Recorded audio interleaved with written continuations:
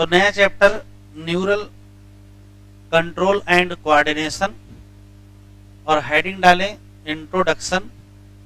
और इंट्रोडक्शन में जो लिखा है पहले उसको थोड़ा सा समझ लेते हैं, उसमें कुछ पॉइंट्स लिखने भी हैं वो लिख लेते हैं, फिर एनसीईआरटी से इसको अंडरलाइन करेंगे। तो हेडिंग डालें introduction.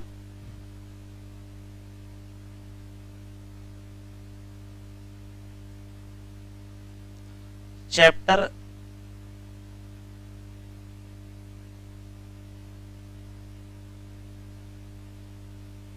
Neural control and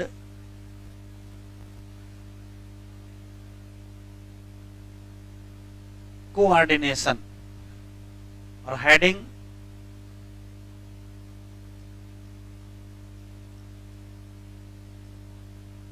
introduction. NCERT में जो इंट्रोडक्शन लिखा है उसमें सिर्फ 4-5 बातें समझाई गई हैं। कि पहला सवाल ये है कि हम लोगों की बॉडी में जितने भी आर्गन हैं उन सब का फंक्शन, या जितने भी आर्गन सिस्टम है उन सब का फंक्शन कोऑर्डिनेटेड होता है। कोऑर्डिनेटेड का मतलब पहले समझ लीजिए। कोऑर्डिनेटेड का मतलब होता है तालमेल। तो किस तरीके का तालमेल? तो इस तालमेल के बारे में एग्जाम्पल दिया है क्या, कि जैसे मान लेते हैं हम लोग एक्सरसाइज कर रहे हैं, तो अगर हम एक्सरसाइज करेंगे आगे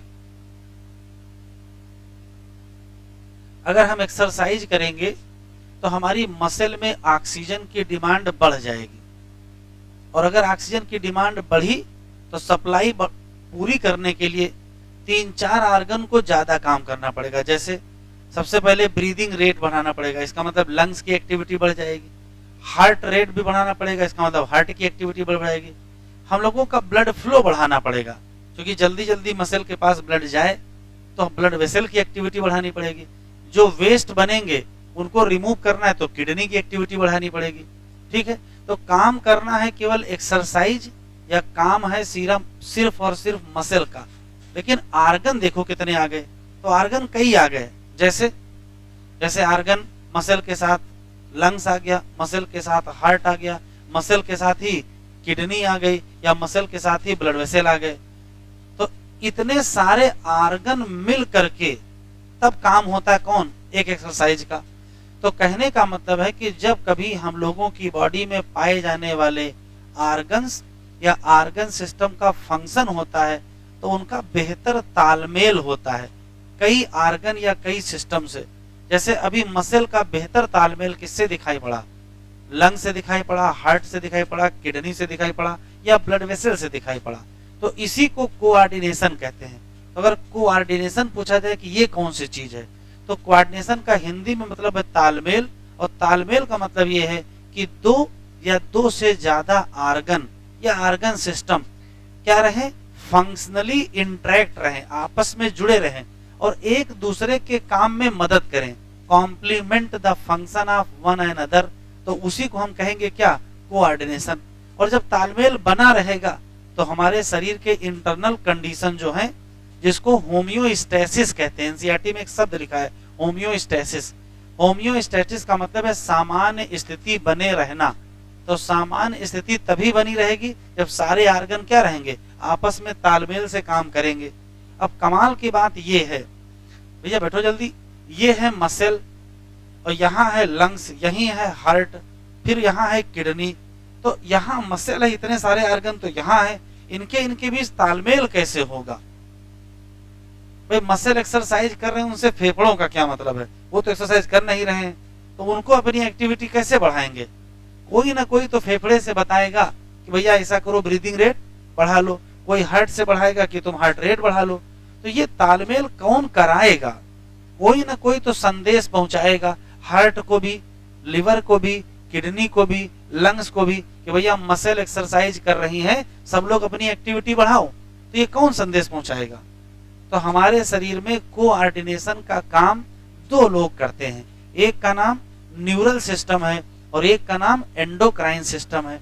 न्यूरल सिस्टम से जो कोऑर्डिनेशन होता है उसी का नाम न्यूरल कोऑर्डिनेशन होता है, और जो एंडोक्राइन सिस्टम से होता है उसी का नाम केमिकल कोऑर्डिनेशन होता है। तो न्यूरल सिस्टम और एंडोक्राइन सिस्टम दोनों मिल के क्या करते हैं, कोऑर्डिनेशन सिस्टम या इंटीग्रेटेड सिस्टम ऑफ कोऑर्डिनेशन बनाते हैं। अब न्यूरल सिस्टम और एंडोक्राइन सिस्टम के काम करने के तरीके में अंतर है। ऐसे अंतर है जैसे वहां स्विच है, यहाँ फैन लगा, वहां स्विच ऑन करेंगे, यहाँ फैन ऑन हो जाएगा। तो ये इलेक्ट्रिकल एक्टिविटी बहुत तेजी से आती है। तो न्यूरल सिस्टम में क्या है, यहाँ से बहुत सारे न्यूरॉन निकले हैं और पूरे आर्गन में फैले हैं। यहाँ से सिग्नल चला और वही सिग्नल लंग्स को आ गया, वही सिग्नल हार्ट को आ गया, वही सिग्नल किडनी को चला गया, वही सबको चला गया और सबको पता चल गया कि भैया मसल एक्टिविटी कर रही हैं, सब लोग अपनी एक्टिविटी बढ़ाओ। लेकिन अगर केमिकल या एंडोक्राइन सिस्टम से कहा जाए कि भैया तालमेल करवाओ, तो एंडोक्राइन देखो क्या होगा, एक एंडोक्राइन ग्लैंड से हार्मोन निकलेगा, फिर वो ब्लड में जाएगा, फिर धीरे धीरे दूसरे आर्गन तक पहुंचेगा, तो इसमें टाइम लगेगा। तो न्यूरल कोऑर्डिनेशन और केमिकल कोऑर्डिनेशन में जो मेन अंतर वो स्पीड का है। न्यूरल कोऑर्डिनेशन बहुत फास्ट क्विक कोऑर्डिनेशन होता है, जबकि जो केमिकल कोऑर्डिनेशन वो थोड़ा सा स्लो होता है। न्यूरल क्यों फास्ट होता है, क्योंकि उसमें पॉइंट टू पॉइंट कनेक्शन है, सारी जगह पॉइंट जुड़े हैं, तो तेजी से कम्युनिकेशन हो जाता है। केमिकल में क्या है, हार्मोन निकलेगा, ब्लड में जाएगा, कुछ तो टाइम लगेगा ही, इसी नाते वो स्लो होता है। तो केमिकल वाला स्लो होता है, न्यूरल वाला फास्ट होता है, क्योंकि न्यूरल वाले में क्या होता है, पॉइंट टू पॉइंट कोऑर्डिनेशन। यही कहानी लिखी है पहले पैराग्राफ में, हम दोबारा सुनाएंगे, फिर कुछ पॉइंट लिखेंगे, फिर एनसीईआरटी पढ़ेंगे। हम लोगों की बॉडी में पाए जाने वाले आर्गन्स या आर्गन सिस्टम फंक्शनली कोऑर्डिनेट करते हैं, तालमेल रखते हैं, उससे होम्योस्टेसिस बनी रहती है। कोऑर्डिनेशन क्या है, तो ऐसा कोई भी फिनोमेना जिसमें दो या दो से ज्यादा आर्गन एक दूसरे की काम में मदद करें, तो उसको कहते हैं कोऑर्डिनेशन। दूसरा, तीसरा एग्जाम्पल से समझ में आएगा कि आगे आ जाओ। आगे अगर मस्कुलर एक्टिविटी होती है, अगर मस्कुलर एक्टिविटी होती है तो मस्कुलर एक लो, हाँ भाई बैठो, वहीं बैठो, बैठो, उधर बढ़ो बेटा। मस्कुलर एक्टिविटी होती है तो मसल की एक्टिविटी तो बढ़ी ही, साथ में लंग्स की, हार्ट की, किडनी की, लिवर की, ब्लड वेसल की, सबकी एक्टिविटी बढ़ गई। क्यों? क्योंकि मसल में O2 की डिमांड बढ़ गई थी। हाँ, जब एक्सरसाइज खत्म हो जाएगी तो सबकी एक्टिविटी फिर से क्या हो जाएगी, नॉर्मल हो जाएगी। तो काम करना है मसल को और मदद कर रहे हैं 5-6 लोग, और इसी मदद को ही क्या कहते हैं, कोऑर्डिनेशन कहते हैं। अब सवाल ये कराएगा कौन, तो कोऑर्डिनेशन का काम दो लोग कराते हैं, एक न्यूरल सिस्टम और एक एंडोक्राइन सिस्टम। न्यूरल सिस्टम जब कोऑर्डिनेशन करवाएगा तो उसका नाम न्यूरल कोऑर्डिनेशन होगा, और एंडोक्राइन सिस्टम जब कोऑर्डिनेशन कराएगा तो उसका नाम केमिकल कोऑर्डिनेशन होगा। दोनों में अंतर है, न्यूरल कोऑर्डिनेशन थोड़ा फास्ट होता है, केमिकल कोऑर्डिनेशन थोड़ा स्लो होता है। न्यूरल कोऑर्डिनेशन में पॉइंट टू पॉइंट कनेक्शन होते हैं, केमिकल कोऑर्डिनेशन में हार्मोन की मदद से ही काम किया जाता है, लेकिन दोनों मिल के करते हैं। इसी नाते दोनों के मिलने से जो सिस्टम बनता है उसी को कहते हैं integrated system of coordination. Clear है? हम लिख रहे हैं, आप लिख लीजिए।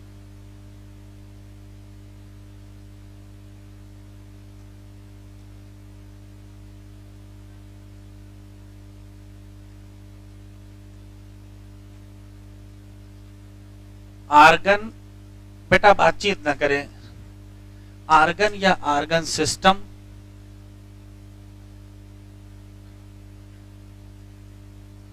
का जो फंक्शन है वो मस्ट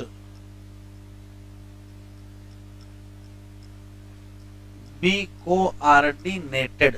और क्यों कोऑर्डिनेटेड होता है? To maintain homeostasis. और इसका मतलब होता है कांस्टेंट स्टेट। हमारे शरीर के अंदर की स्थितियां कांस्टेंट बनी रहे, उसी को होमियोस्टेसिस कहते हैं। अगर तालमेल नहीं होगा तो होमियोस्टेसिस नहीं होगी। एग्जाम्पल है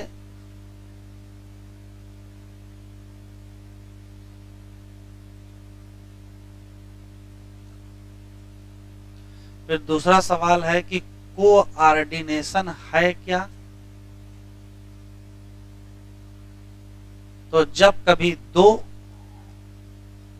या दो से ज्यादा आर्गन या क्या सिस्टम फंक्शनली इंटरेक्ट होते हैं और कॉम्प्लीमेंट करते हैं। कॉम्प्लीमेंट का मतलब मदद करते हैं। Complement function of each other. Example से समझ में आएगा। मस्कुलर एक्सरसाइज कर रहे हैं तो बढ़ जाएगी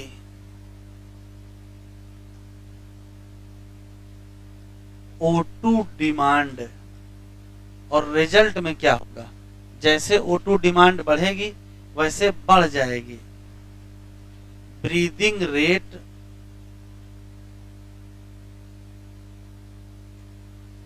बढ़ जाएगा हार्ट रेट, बढ़ जाएगा ब्लड फ्लो। मतलब मस्कुलर एक्टिविटी जब होगी तो इंक्रीज एक्टिविटी होगी।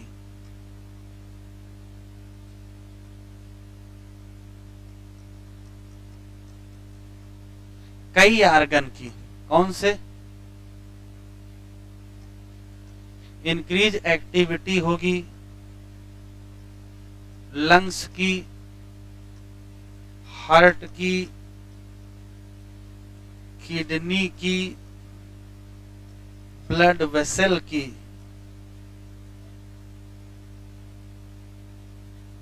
ईटीसी। और इन सब की एक्टिविटी क्या हो जाएगी? Normal after exercise. जब एक्सरसाइज खत्म हो जाएगी तो सबकी एक्टिविटी फिर से क्या हो जाएगी? नॉर्मल हो जाएगी। तो काम करना है केवल मसल को। और एक्टिव कौन लोग हो गए? कई लोग एक्टिव हो गए, जैसे लंग्स है, जैसे किडनी है, जैसे हार्ट है, जैसे ब्लड वेसल है, और भी आर्गन है, ये सब इन्वॉल्व हो गए। फिर एक्टिविटी कम हो गई मसल की, तो सारी एक्टिविटी आर्गन की भी क्या हो जाएगी? कम हो जाएगी।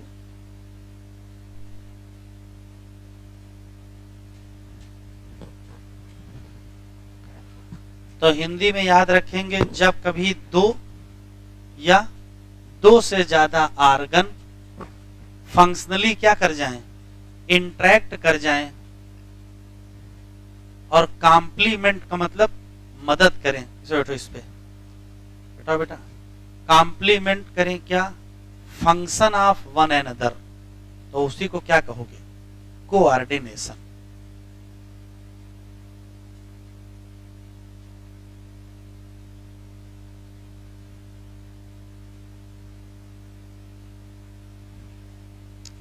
बढ़े बेटा, आगे बढ़े।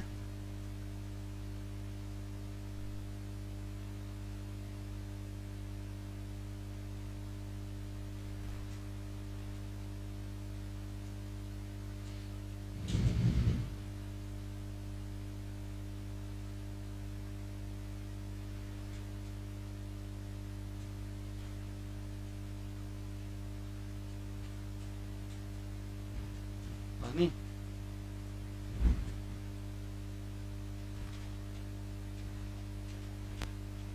चलिए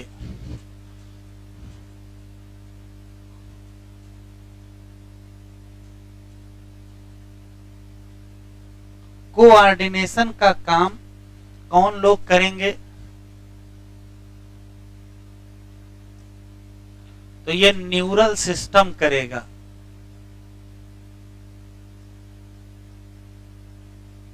और ये एंडोक्राइन सिस्टम भी करेगा।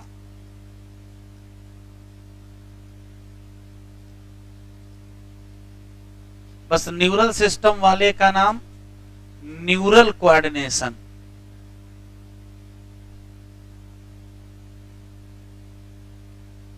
और एंडोक्राइन सिस्टम वाले का नाम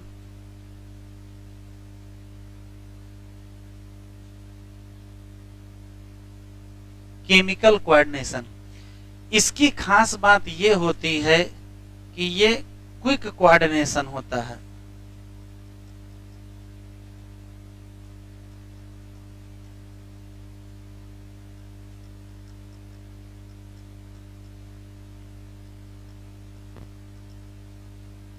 और क्विक कोऑर्डिनेशन क्यों होता है? क्योंकि यहां पाया जाता है पॉइंट टू पॉइंट कनेक्शन, जबकि ये क्या होता है?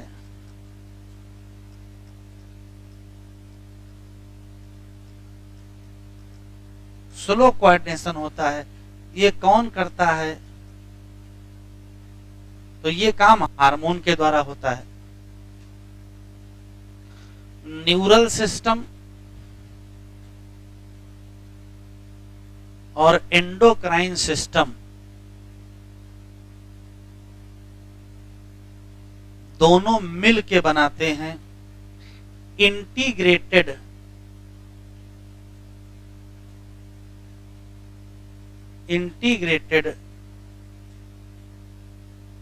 सिस्टम ऑफ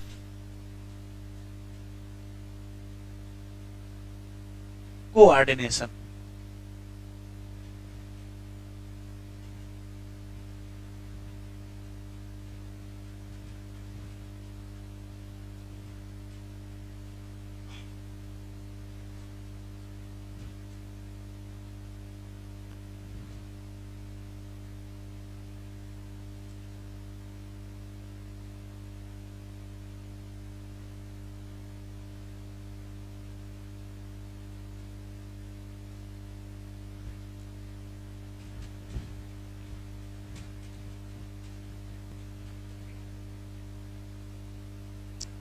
एनसीईआरटी ओपन करें और हाइलाइटर निकालें।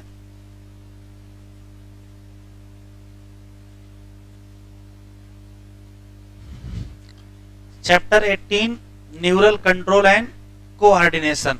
देखो करा, जैसा कि आप जानते हैं, भैया कब बताया था? कहीं बताया तो है नहीं, ऐसे लिख दिया है। क्या फंक्शन ऑफ आर्गन या आर्गन सिस्टम मस्ट भी क्या होने चाहिए और क्यों होना चाहिए? To maintain homeostasis. तो ये शब्द आपके काम का है, होम्योस्टेसिस। होम्योस्टेसिस का मतलब हमारे इंटरनल कंडीशन जैसी थी वैसी बनी रहे। कोऑर्डिनेशन क्या है, उसकी डिफिनीशन देखो तो कहो ये ऐसी कोई प्रोसेस है जिसमें दो या दो से ज्यादा आर्गन क्या करते हैं? इंटरेक्ट करते हैं और क्या करते हैं? कॉम्प्लीमेंट करते हैं function of one and other. फिर ये एग्जाम्पल दिया है, वही एग्जाम्पल कि फिजिकल एक्सरसाइज करोगे तो एनर्जी डिमांड बढ़ेगी, O2 डिमांड भी क्या कर जाएगी? बढ़ जाएगी। तो अगर सप्लाई करना होगा ऑक्सीजन तो बढ़ाना पड़ेगा क्या? ऑक्सीजन की बढ़ाने के लिए क्या बढ़ना पड़ेगा? रेट ऑफ रेस्पिरेशन और क्या? हार्ट बीट और क्या? Blood flow. जब फिजिकल एक्टिविटी बंद हो जाएगी तब इन सब की एक्टिविटी, नर्व की, लंग्स की, हार्ट की, किडनी की, ये सब के सब फिर से क्या हो जाएंगे? नॉर्मल। दस function of muscle, function of muscle comma lungs comma heart comma blood vessel comma kidney या बाकी आर्गन, इन सब के बीच बेहतर क्या मिला? कोऑर्डिनेशन मिला। कब? जब हम परफॉर्म करते हैं कोई फिजिकल एक्सरसाइज। हम लोगों की बॉडी में न्यूरल सिस्टम और एंडोक्राइन सिस्टम मिल करके ज्वाइंटली क्या करते हैं? कोऑर्डिनेट करते हैं और इंटीग्रेट करते हैं all the activities of organ, जिससे फंक्शन कैसे हो? तो फंक्शन बेहतर तालमेल में हो। इसको सिंक्रोनाइज्ड कहते हैं। सिंक्रोनाइज्ड का मतलब देखिए क्या, जैसे ये पैर आगे रखा फिर ये पैर आगे रखा, ये सिंक्रोनाइज्ड है, मतलब सिस्टमैटिक तरीके से काम हो रहा है। अब देखें न्यूरल सिस्टम का काम क्या है? एक नेटवर्क है। किसका? तो हाईलाइट कर लो, पॉइंट टू पॉइंट कनेक्शन। किसके लिए है? क्विक कोऑर्डिनेशन के लिए। जबकि एंडोक्राइन सिस्टम की खास बात क्या है? यहाँ कौन सा होगा, केमिकल इंटीग्रेशन। और ये करेगा कौन, हार्मोन। इस चैप्टर में क्या पढ़ेंगे, इससे क्या मतलब है, ठीक है। तो क्वेश्चन सिर्फ 3 है यहाँ। यहाँ पहली लाइन आपके काम की है, दूसरी लाइन आपके काम की है, फिर काम का यहाँ है कि हमारे शरीर में कोऑर्डिनेशन करेगा कौन। तो 3 ही क्वेश्चन है। आर्गन या आर्गन सिस्टम के फंक्शन कोऑर्डिनेट करना है, क्योंकि हमको होम्योस्टेसिस मेंटेन करना, एक सवाल। कोऑर्डिनेशन क्या है, इंटीग्रेशन है, कॉम्प्लीमेंट द फंक्शन है, फिर एग्जाम्पल हो गया, एग्जाम्पल से कोई मतलब नहीं है। फिर सवाल ये है ये काम कौन करेगा, तो neural along with the endocrine. अब यहां से चैप्टर स्टार्ट होगा। हेडिंग डालें neural system.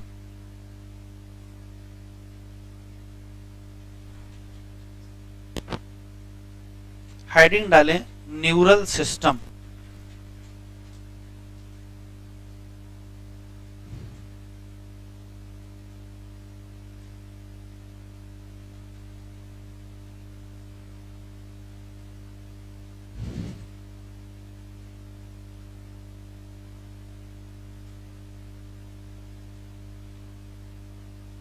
Neural system.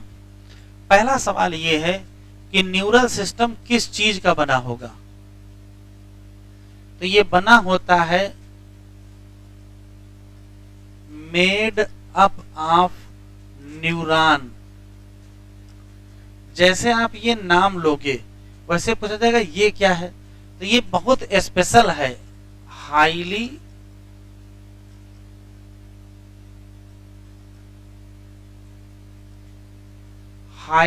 Specialised cell है। क्यों हाईली स्पेशलाइज्ड है, तो इसके पास योग्यता है कि ये किसी भी स्टिमुलस, जैसे लाइट जल रही है ये भी एक स्टिमुलस है, किसी भी स्टिमुलस को रिसीव कर सकता है, उसको डिटेक्ट कर सकता है और इंपल्स बना करके उस इंफॉर्मेशन को कहीं ट्रांसमिट भी कर सकता है। तो ये क्या कर सकता है, तो ये 3 काम कर सकता है, रिसीव कर सकता है, डिटेक्ट कर सकता है और ट्रांसमिट कर सकता है। किसको, स्टिमुलस को। यही इसकी विशेष बात है। अब सवाल यह है, इसका मतलब न्यूरल सिस्टम चाहे जिसका हो, अगर आप बात करें न्यूरल सिस्टम लोअर इनवर्टिब्रेट,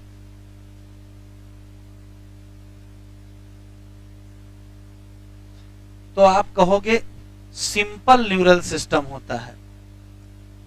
और किस मामले में सिंपल होता है, क्योंकि यहां सिर्फ नेटवर्क ऑफ न्यूरॉन ही पाया जाएगा।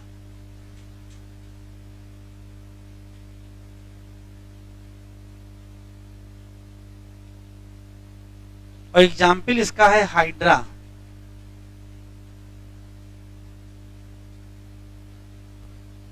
हाइड्रा में सिर्फ नेटवर्क है, वहां कोई नर्व नहीं है, वहां कोई गैंग्लिया नहीं, वहां कोई ब्रेन नहीं है।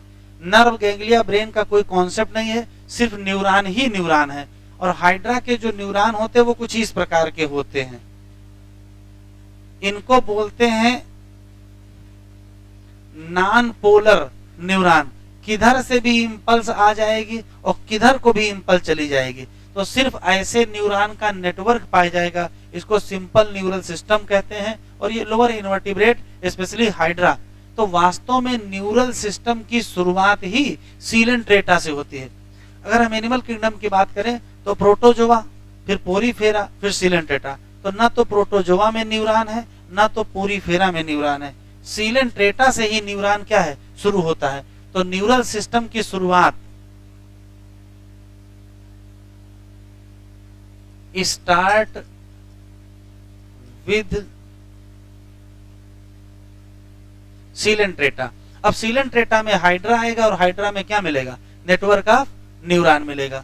लेकिन थोड़ा सा बेहतर हो जाए, हायर इनवर्टिब्रेट। अब हायर इनवर्टिब्रेट में नाम ले लीजिए इंसेक्ट का। तो जो इंसेक्ट का न्यूरल सिस्टम है वो थोड़ा सा बेहतर है। एनसीईआरटी में लिखा है बेटर ऑर्गेनाइज्ड। क्यों? क्योंकि यहाँ क्या मिल जाएंगे, तो यहाँ नर्व मिल जाएगा, गैंग्लिया मिल जाएगा और ब्रेन भी मिल जाएगा। तो नर्व, गैंग्लिया, ब्रेन सब कुछ मिलेंगे। लेकिन जैसे ही हम थोड़ा और आगे बढ़ेंगे,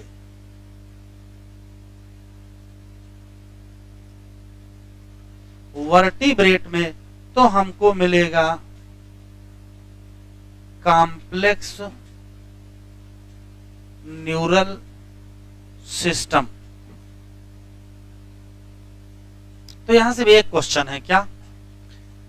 लोअर इनवर्टिब्रेट में बहुत सिंपल न्यूरल सिस्टम होगा जिसमें सिर्फ नेटवर्क ऑफ न्यूरॉन ही मिलेगा, जैसे हाइड्रा में। नर्वस सिस्टम की शुरुआत सीलेंट्रेटा से ही होती है, उसके पहले नहीं है। जब शुरुआत ही वहीं से होगी तो वहां बिल्कुल सिंपल होगा ही, सिर्फ न्यूरॉन होते हैं और ऐसे बहुत सारे न्यूरॉन आपस में जुड़े रहेंगे तो उसका एक नेटवर्क बन जाएगा। फिर सीलेंट्रेटा के बाद प्लेटीहेल्मिन्थ आएगा, एस्केल्मिन्थ आएगा, एनलिडा आएगा, आर्थ्रोपोडा आएगा। तो आर्थ्रोपोडा में इंसेक्ट आएंगे, वहां तक आते आते थोड़ा ठीक हो जाएगा, बेहतर हो जाएगा। फिर मोलस्का आएगा, एंडोडर्मेटा आएगा, फिर कार्डेटा आएगा। कार्डेटा में फिर क्या है, प्रोटोकार्डेटा, फिर सिफेलोकार्डेटा, ये सब होगा। फाइनली क्या है, वर्टिब्रेट आएंगे। तो जब वर्टिब्रेट आएंगे तो बेल डेवलप हो ही जाएगा।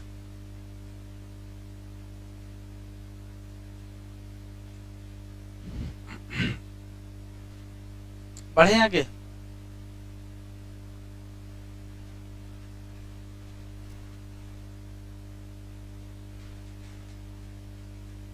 देखो एनसीईआरटी में कैसे लिखा है, लिखा है neural system of all animal.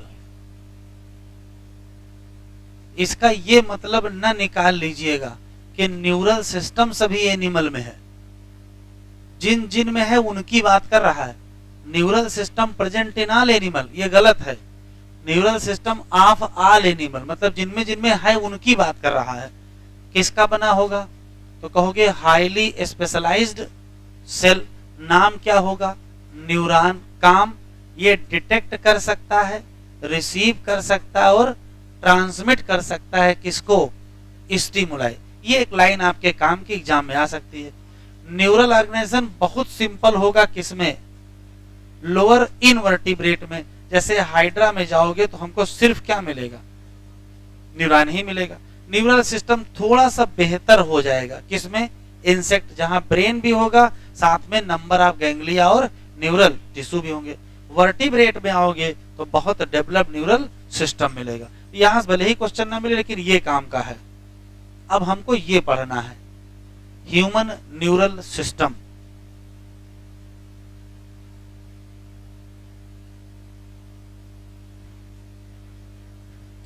Heading डालिए,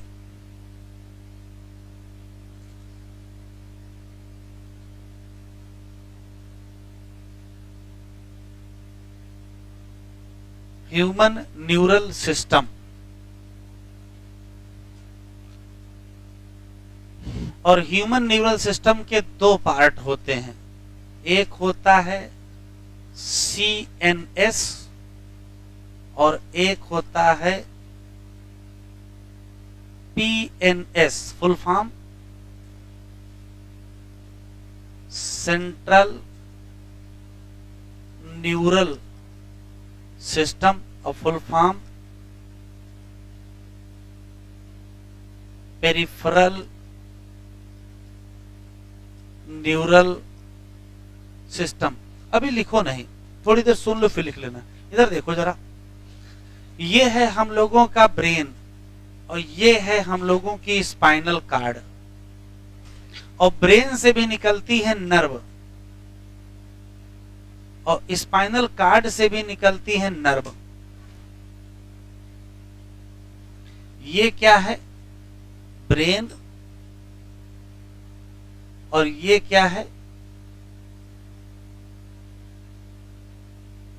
तो जो नर्व ब्रेन से निकलेंगे उनका नाम, जो नर्व ब्रेन से निकलेंगे उनका नाम क्रेनियल नर्व, और जो नर्व स्पाइनल कार्ड से निकलेंगे उनका नाम स्पाइनल नर्व। अब समझ लीजिए, ब्रेन और स्पाइनल कार्ड ब्रेन और स्पाइनल कार्ड मिला करके बनता है क्या? सीएनएस। और क्रेनियल और स्पाइनल नर्व मिला करके बनता है पीएनएस।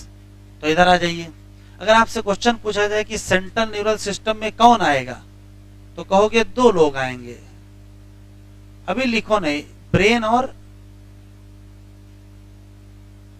Spinal cord. तो पीएनएस में भी तो 2 लोग आएंगे, क्रेनियल नर्व और स्पाइनल नर्व। कहने का मतलब यह है कि पीएनएस में आएंगे नर्व जो कहां से निकली हैं, arise from CNS. Central neural system मतलब ब्रेन और स्पाइनल कार्ड से जो नर्व निकलेंगे वही क्या बना लेंगे? पीएनएस। सेंट्रल न्यूरल सिस्टम का काम क्या है? तो काम सुन लीजिए, चाहे ब्रेन हो और चाहे स्पाइनल कार्ड हो, इसका मेन काम है कि जो भी सूचना आ रही है, जैसे यहां टच किया तो इंफॉर्मेशन गई यहां तक, और ब्रेन ने उसकी एनालिसिस की, उसकी प्रोसेसिंग की और बताया कि ये समझाने के लिए यहां टच किए हैं। ठीक है, अब ऐसे कोई दूसरा आदमी अगर टच कर लेगा तो इस यहां से फिर आदेश आ जाएगा इस हाथ को कि थप्पड़ मार दीजिए। आप समझ लीजिए, शरीर यही है, आदेश नहीं आ रहा है, क्योंकि हम आपको समझाने के लिए यहां टच कर रहे हैं। तो ब्रेन ने इसकी एनालिसिस की है कि समझाने के लिए यहां टच किया है। फिर पिन चुभो दी जाए तो हाथ हटा लेते हो, फिर लेकिन आपको सुई लगाई जाती है लेकिन आप हाथ नहीं हटाते हो, सुई लगवा लेते हो, क्योंकि ब्रेन एनालिसिस कर रहा है कि ये जो सुई लगाई जा रही है ये हमारे फायदे के लिए लगाई जा रही है। कहने का मतलब ये है कि ब्रेन या स्पाइनल कार्ड आने वाली सूचनाओं की क्या करता है? प्रोसेसिंग करता है और फिर तय करता है कि हमको रिस्पांस क्या देना है। तो इनका मेन काम क्या है? ये इंफॉर्मेशन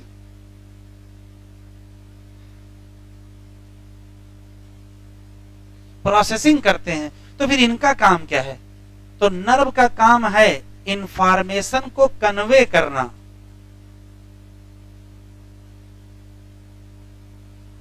इंफॉर्मेशन ट्रांसमिट करना। तो ओवरव्यू ये हो गया कि देखिए यहां है कोई आर्गन, ये है ब्रेन, यहां टच किया तो कोई ना कोई तो इंफॉर्मेशन लेके यहां जाएगा, फिर यहां जाएगा और फिर वहां से आदेश आएगा कि हाथ हटा लीजिए। तो जो आदेश आएगा वो फिर कोई ना कोई लेके आएगा, तो कोई ना कोई नर्व गई होगी और कोई ना कोई नर्व आई होगी। तो जो पेरिफेरल न्यूरल सिस्टम है उसमें जो नर्व हैं वो 2 कैटेगरी की होती हैं। एक होती है एफरेंट नर्व और एक होती है इफरेंट नर्व। एफरेंट और इफरेंट में अंतर समझ लीजिए। इधर देखिए, ये मान लेते हैं सेंट्रल न्यूरल सिस्टम है सीएनएस, चाहे इसको आप ब्रेन मान लो और चाहे आप इसको स्पाइनल कार्ड मान लो, और ये कोई आर्गन है। यहां से इंफॉर्मेशन यहां आई और फिर ये कोई दूसरा आर्गन है और यहां से इंफॉर्मेशन यहां आई। तो यदि किसी आर्गन से सीएनएस को इंफॉर्मेशन आएगी तो आने को एफरेंट कहते हैं, और आदेश जाएगा तो उसको क्या कहेंगे? इफरेंट। तो एफरेंट का काम क्या है? तो कहोगे इंपल्स ट्रांसमिट करेंगे। कहां से कहां? तो कहोगे फ्रॉम आर्गन टू कहां? सीएनएस। और इफरेंट का काम क्या है? इफरेंट तो आदेश लेके चलेगी, तो ये regulatory impulse, regulatory impulse transmit करोगे। कहां से कहां? तो किसी पर्टिकुलर सीएनएस से कहां जाएगा? आर्गन। तो जो आएगा उसमें सेंसेशन होगा, इसी नाते इनका दूसरा नाम सेंसरी नर्व है, और जो जाएगा उसमें आदेश होगा, और आदेश को तो मोटर कहते हैं, इसी नाते इनका दूसरा नाम मोटर नर्व होगा। फिर से सुन लेते हैं, फिर लिखिएगा। हम लोगों के न्यूरल सिस्टम के 2 हिस्से हैं, सीएनएस और पीएनएस। सीएनएस के भी 2 हिस्से हैं, ब्रेन और स्पाइनल कार्ड, और पीएनएस में भी दो हिस्से हैं, स्पाइनल नर्व और क्रेनियल नर्व। हमारे न्यूरल सिस्टम का वो जगह जहां इंफॉर्मेशन की प्रोसेसिंग हो उसका नाम सीएनएस होगा, ठीक है। और जहां से इंफॉर्मेशन आए और जाए, जो लाए या जो लेके जाए, वो नर्व होंगी। तो नर्व दो कैटेगरी की होंगी, या तो ब्रेन से निकली होंगी तो क्रेनियल नर्व, और स्पाइनल कार्ड से निकली होंगी तो स्पाइनल नर्व। चाहे स्पाइनल हो चाहे क्रेनियल हो, काम एक ही है, या तो सूचना लाना या तो सूचना ले जाना। लाने वाले को क्या कहोगे? एफरेंट, और ले जाने वाले को एफरेंट। लिखो,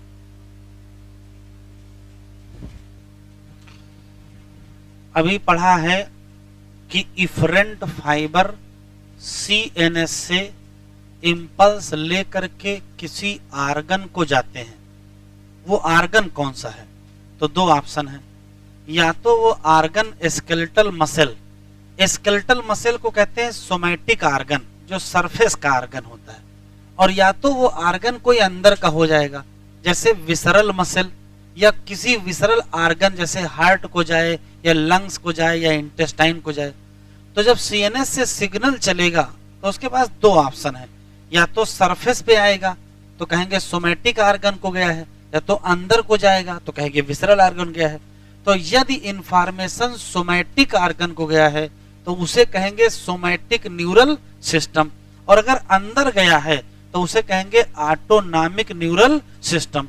तो जो पीएनएस है वो फिर दो कैटेगरी का है। पीएनएस दो कैटेगरी का है, एक है सोमैटिक न्यूरल सिस्टम और दूसरा है ऑटोनॉमिक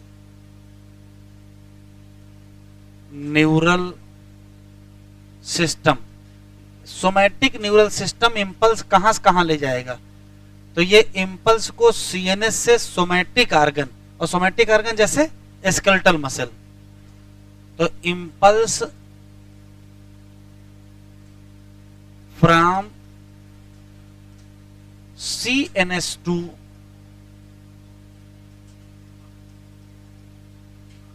सोमैटिक आर्गन, जैसे कि स्केलेटल मसल, और ये इंफॉर्मेशन कहां से ले जाएगा? Impulse from CNS to visceral organ. अब विसरल आर्गन बहुत सारे हैं, जैसे कि हार्ट को, जैसे लंग्स को, जैसे इंटेस्टाइन को, या स्मूथ मसल को भी मान लेते हैं, ठीक। तो सोमैटिक आर्गन को जाए तो सोमैटिक, विसरल आर्गन को जाए तो उसको ऑटोनॉमिक कह दिया। इसका नाम तो विसरल न्यूरल सिस्टम होना चाहिए। तो विसरल न्यूरल सिस्टम भी जोड़ा गया है 2-3 साल पहले एनसीईआरटी में नहीं लिखे थे। उसमें क्या लिखे अभी देखेंगे, पहले ऑटोनॉमिक को देख लेते हैं। ऑटोनॉमिक नर्वस सिस्टम दो कैटेगरी का होता है, एक होता है सिंपैथेटिक न्यूरल सिस्टम, और एक होता है parasympathetic neural system. Short form में इसको क्या कहते हैं? एसएनएस कहते हैं, और इसको क्या कहते हैं? पीएसएनएस कहते हैं। दोनों के काम करने में अंतर है, ये दोनों एक दूसरे के पक्के विरोधी हैं। ये दोनों एक दूसरे के क्या हैं? पक्के विरोधी, एंटागोनिस्टिक होते हैं। जैसे जैसे मान लेते हैं कि कोई इमरजेंसी आ जाए, तो जैसे इमरजेंसी आएगी हम लोगों का हार्ट रेट बढ़ जाएगा, ब्रीदिंग रेट बढ़ जाएगा, बॉडी टेम्परेचर बढ़ जाएगा, ब्लड प्रेशर बढ़ जाएगा, ब्लड ग्लूकोज बढ़ जाएगा, आंखें लाल हो जाएंगी, पिपिल बड़ी बड़ी हो जाएंगी, रोए खड़े हो जाएंगे। ये सारे काम कौन कराएगा? ये सारे काम एसएनएस कराएगा। लेकिन परमानेंट तो ऐसा रहेगा नहीं, इमरजेंसी खत्म हो जाएगी तो सब चीज नॉर्मल हो जाएगी। तो इमरजेंसी के दौरान शरीर को तैयार कराने की जिम्मेदारी किसकी है? एसएनएस की। और जब इमरजेंसी समाप्त हो जाए तो सब कुछ नॉर्मल कराने की जिम्मेदारी किसकी है? पीएसएनएस। तो अगर ये हार्ट रेट बढ़ाएंगे तो ये हार्ट रेट घटाएंगे, अगर ये कार्डियक आउटपुट बढ़ाएंगे तो ये कार्डियक आउटपुट घटाएंगे। तो ये एक दूसरे के क्या हो गए? एंटागोनिस्टिक। ये क्या करते हैं? तो ये प्रिपेयर करते हैं बॉडी टू फेस स्ट्रेस या इमरजेंसी, जबकि इनकी क्या? ये मेंटेन करते हैं, मेंटेन नॉर्मल स्टेट। हम लोग जब रिलैक्स स्टेट में होते हैं तो हमारी बॉडी के सारे ऑर्गन किसके कंट्रोल में होते हैं? उस समय पीएसएनएस कंट्रोल में होते हैं। और जब हम स्ट्रेस में चले जाते हैं तो ऑर्गन किसके कंट्रोल में रहते हैं? एसएनएस के। तो एसएनएस ज्यादा काम कर रहा है कि पीएसएनएस ज्यादा काम कर रहा है, वो डिपेंड करेगा परिस्थिति कैसी है। अगर स्ट्रेसफुल सिचुएशन, इमरजेंसी आ गई है तो एसएनएस ज्यादा काम करेगा, और अगर सामान्य कंडीशन है तो कौन हो जाएगा? पीएसएनएस। एक दूसरे के क्या हो गए? विरोधी हो गए। एक स्पेशल क्वेश्चन एनसीईआरटी में नहीं दिया, वो लिख लीजिए।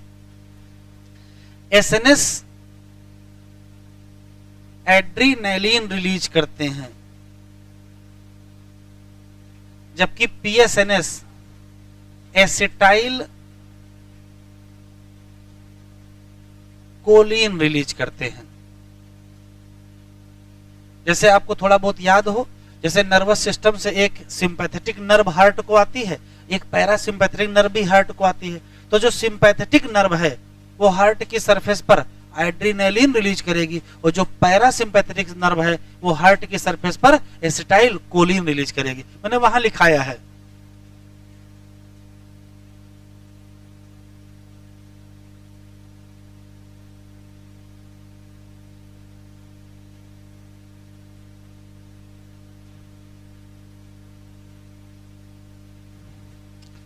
तो फिर से सुन लेते हैं। नाम तो होना चाहिए सोमैटिक और विसरल न्यूरल सिस्टम, और नाम क्या रख दिए? सोमैटिक और ऑटोनॉमिक। फिर इसका सुधार किए हैं उन्होंने, 3 नई लाइनें एनसीईआरटी में जोड़ दी है। Visceral neural system. अब ये विसरल न्यूरल सिस्टम क्या है, इतना लिख लियो।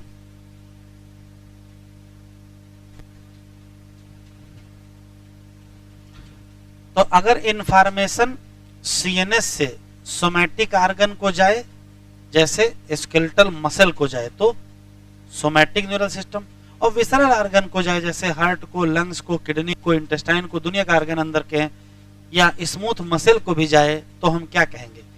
Autonomic neural system. कहना क्या चाहिए था? विसरल कहना चाहिए था। तो सुधार किया गया, देखो क्या कहा गया है। बढ़े आगे।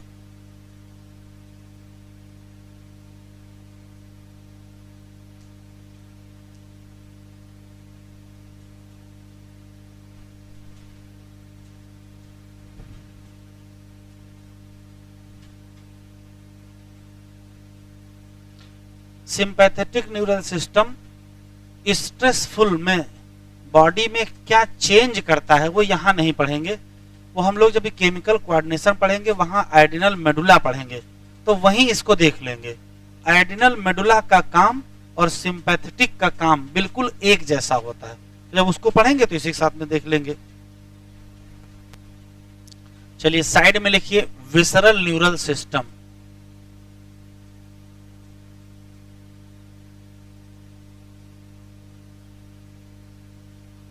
ये 3 लाइनें नई जोड़ दी हैं, देखो क्या है। इनका कहना है कि मान लेते हैं कि ये सीएनएस है, और मान लेते हैं कि ये कोई विसरल ऑर्गन है। तो अभी तक हम लोग कह रहे थे कि यदि सीएनएस से विसरल ऑर्गन इंफॉर्मेशन जाए तो उसको हम लोग विसरल न्यूरल सिस्टम कहना चाहिए। इन्होंने कहा ऐसा नहीं है, चाहे सीएनएस से इंफॉर्मेशन विसरल ऑर्गन को जाए और चाहे विसरल ऑर्गन से कहां आए, सीएनएस आए, दोनों मतलब जाने को भी और आने में जितने नर्व, जितने गैंग्लिया और जितने प्लेक्सस इन्वॉल्व होंगे उन सब को क्या कहते हैं? Visceral neural system. तो इसमें क्या इंक्लूड होगा? तो कहोगे ऑल नर्व, इसमें नर्व इन्वॉल्व होंगी, गैंग्लिया इन्वॉल्व होंगे और प्लेक्सस। अब ये प्लेक्सस क्या है?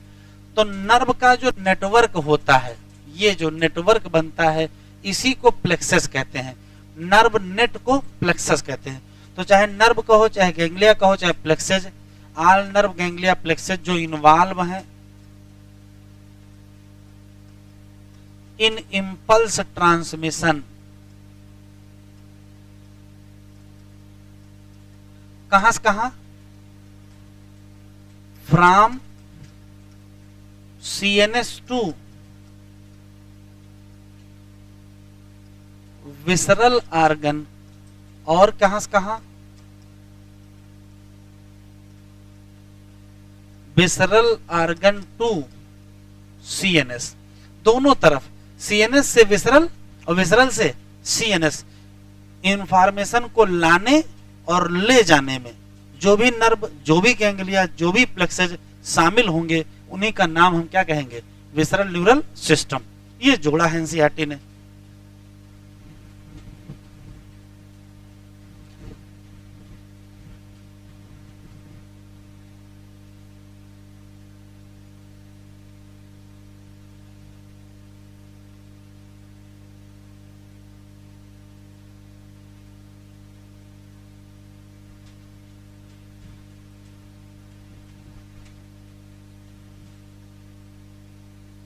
एनसीईआरटी ओपन करें।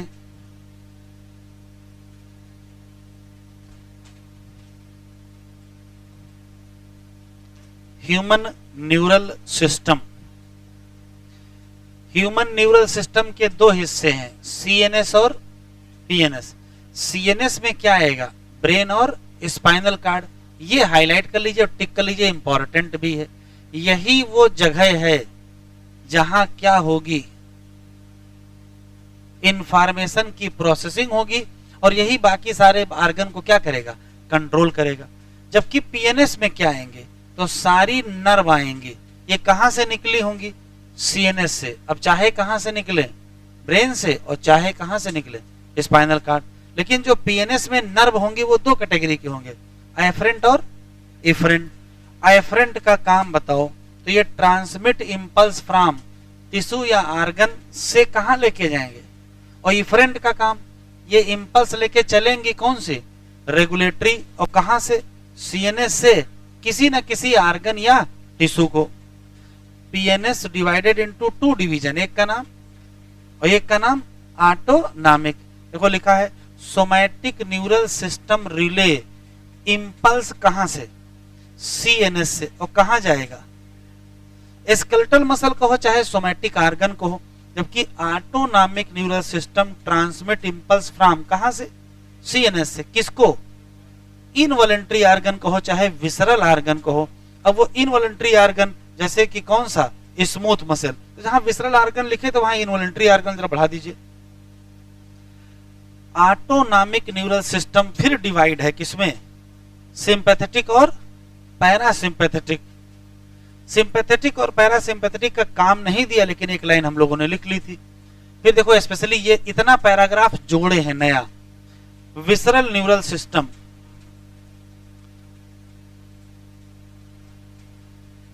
विसरल न्यूरल सिस्टम ये किसका पार्ट है? तो पीएनएस का। भाई चूंकि नर्व का बना है ना, किसका बना है? नर्व ही का बना है।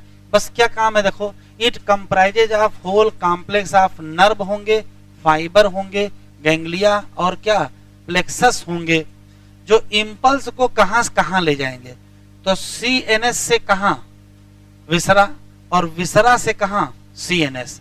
तो बताओ विसरल न्यूरल सिस्टम किसका पार्ट है? तो पार्ट किसका है? पीएनएस। जरा एक लाइन उसमें बढ़ा लीजिए, विसरल वाले बढ़ा दीजिए। It is part of PNS.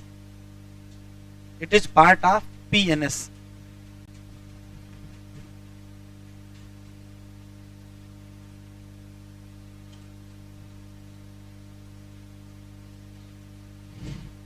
अब हेडिंग डालिए structure of neuron. Structure of neuron, और ये डायग्राम बनाना है।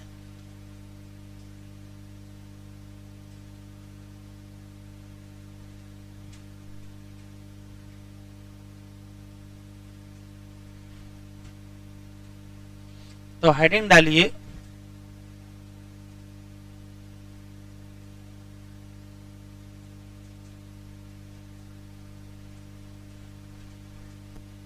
Structure of neuron. डायग्राम बना लीजिए, फिर एक्सप्लेन करते हैं। तो पहले तो रटने वाले सवाल कि न्यूरॉन क्या है, तो कहोगे structural and functional unit of neural system, रटा हुआ है।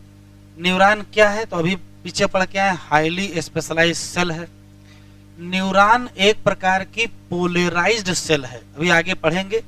इसकी मेम्ब्रेन पर चार्ज पाए जाएंगे, बाहर पॉजिटिव अंदर नेगेटिव, तो ये एक्साइटेबल सेल भी है। तो न्यूरॉन एक एक्साइटेबल सेल है, इसकी मेम्ब्रेन पोलराइज्ड होती है। सब रटने वाले सवाल है।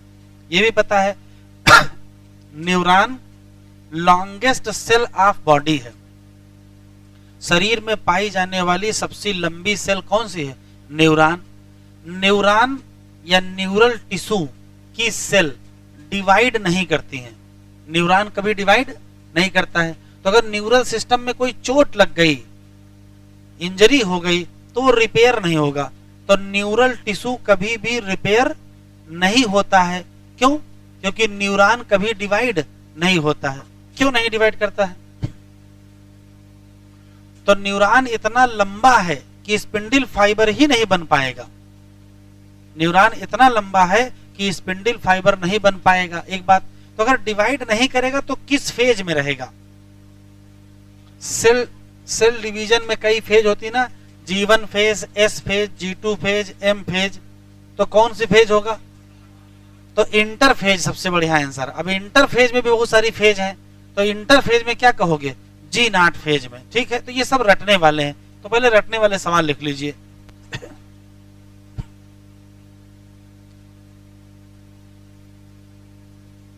न्यूरॉन,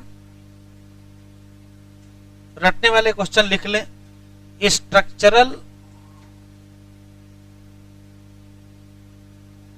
और क्या functional unit of neural system. दूसरा क्वेश्चन, ये एक्साइटेबल सेल है क्योंकि इसकी जो मेम्ब्रेन है वो पोलराइज्ड होती है। कैसे पोलराइज्ड होती है, क्या घटना होती है, वो भी हम इंपल्स कंडक्शन में पढ़ेंगे। लॉन्गेस्ट सेल ऑफ बॉडी कभी भी डिवाइड नहीं करते हैं, नेवर डिवाइड। तो रिमेन रहेंगे किस फेज में? तो या तो हम देंगे इंटर फेज, ना मिले तो G0 फेज।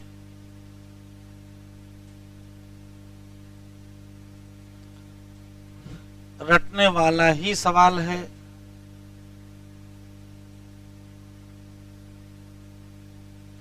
है जरूर लॉन्गेस्ट, लेकिन इतनी भी बड़ी नहीं कि नंगी आंखों से दिखाई पड़ जाए। मतलब माइक्रोस्कोपिक है, तो लंबाई ज्यादा है लेकिन बहुत पतला होता है। फिर भी है क्या? सेल। तो माइक्रोस्कोपिक सेल है।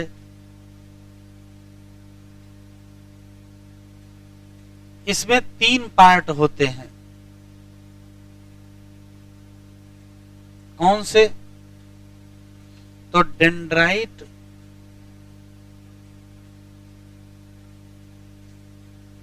सेल बॉडी और एक्जान। सेल बॉडी को साइटोन भी कहते हैं।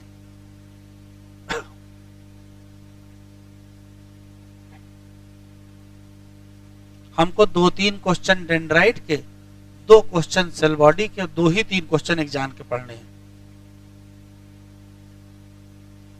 ये लिख लो, तो फिर डायग्राम में देखते हैं।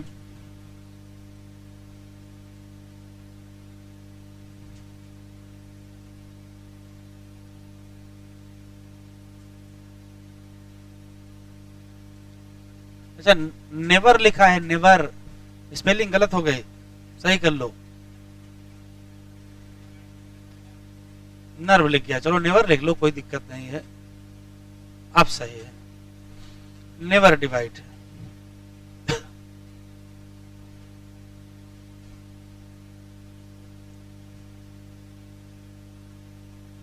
लग रहा है बुढ़ापा हमारा आ गया है ना, रिटायरमेंट का टाइम आ गया है। धीरे धीरे चीजें भूल रही हैं। बढ़े आगे, अब स्ट्रक्चर देखते हैं।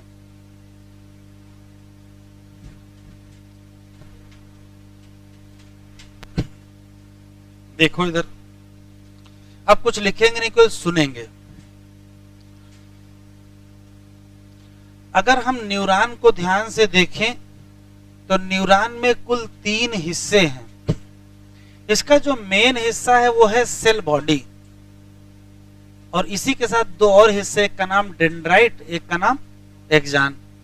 तो डेंड्रान या डेंड्राइट कहो, साइटान या सेल बॉडी कहो, और एक्सान, 3 हिस्से पाए जाते हैं। पहले हम सेल बॉडी की बात करेंगे। इसका नाम सेल बॉडी क्यों है? तो किसी भी सेल में ऐसी कोई भी जगह जहां न्यूक्लियस पाया जाए और बाकी सारे ऑर्गेनेल पाए जाएं, वही मेन जगह होगी। इसी नाते इसका नाम क्या पड़ा? सेल बॉडी, क्योंकि यही पाया जाता है न्यूक्लियस, साइटोप्लाज्म और बाकी सेल ऑर्गेनेल। और यहाँ जो साइटोप्लाज्म है उसका नाम न्यूरोप्लाज्म है। ठीक, ऑर्गेनेल जितने होने चाहिए सामान्य वही न्यूक्लियस है, माइटोकॉन्ड्रिया, गाल्जी कॉम्प्लेक्स है, एंडोप्लाज्मिक रेटिकुलम है, बेसिक स्ट्रक्चर यहाँ पाए जाएंगे। वापस आ जाओ, इसी पर्टिकुलर सेल बॉडी का जो साइटोप्लाज्म है इसमें कुछ ग्रेन्युलर स्ट्रक्चर पाए जाते हैं, दानेदार ग्रेन्युलर स्ट्रक्चर पाए जाते हैं। उन्हीं ग्रेन्युलर स्ट्रक्चर का नाम निसल्स ग्रेन्यूल है। तो नाम इंपॉर्टेंट है। पहला सवाल यह है कि निसल्स ग्रेन्यूल किस चीज के बने होते हैं? तो कहोगे ये मॉडिफाइड आरएनए है, या कहोगे क्या राइबोसोम, या साथ में क्या कहोगे RER। तो मॉडिफाइड राइबोसोम है या आरएनए है या RER, ये नीट 2018 में आया हुआ सवाल है कि ये किस चीज के बने होते हैं। तो कहोगे आरएनए के बने होते हैं, और आरएनए से ही राइबोसोम बनता है, और राइबोसोम कहाँ मिलेगा? RER पे मिलेगा। तो तीनों सही हैं। ठीक, वापस आ जाइए, ये कहाँ पाए जाते हैं? तो सामने डायग्राम में दिख रहा है, ये सेल बॉडी में पाए जाते हैं। लेकिन देखो मैंने यहाँ भी बनाया है, इसका मतलब कहाँ पाए जाते हैं? डेंड्राइट। लेकिन कहाँ नहीं बनाया है? एक्सान। तो कहाँ पाए जाते हैं? सेल बॉडी और डेंड्राइट। और कहाँ नहीं पाए जाते हैं? एक्सान में। 3 क्वेश्चन।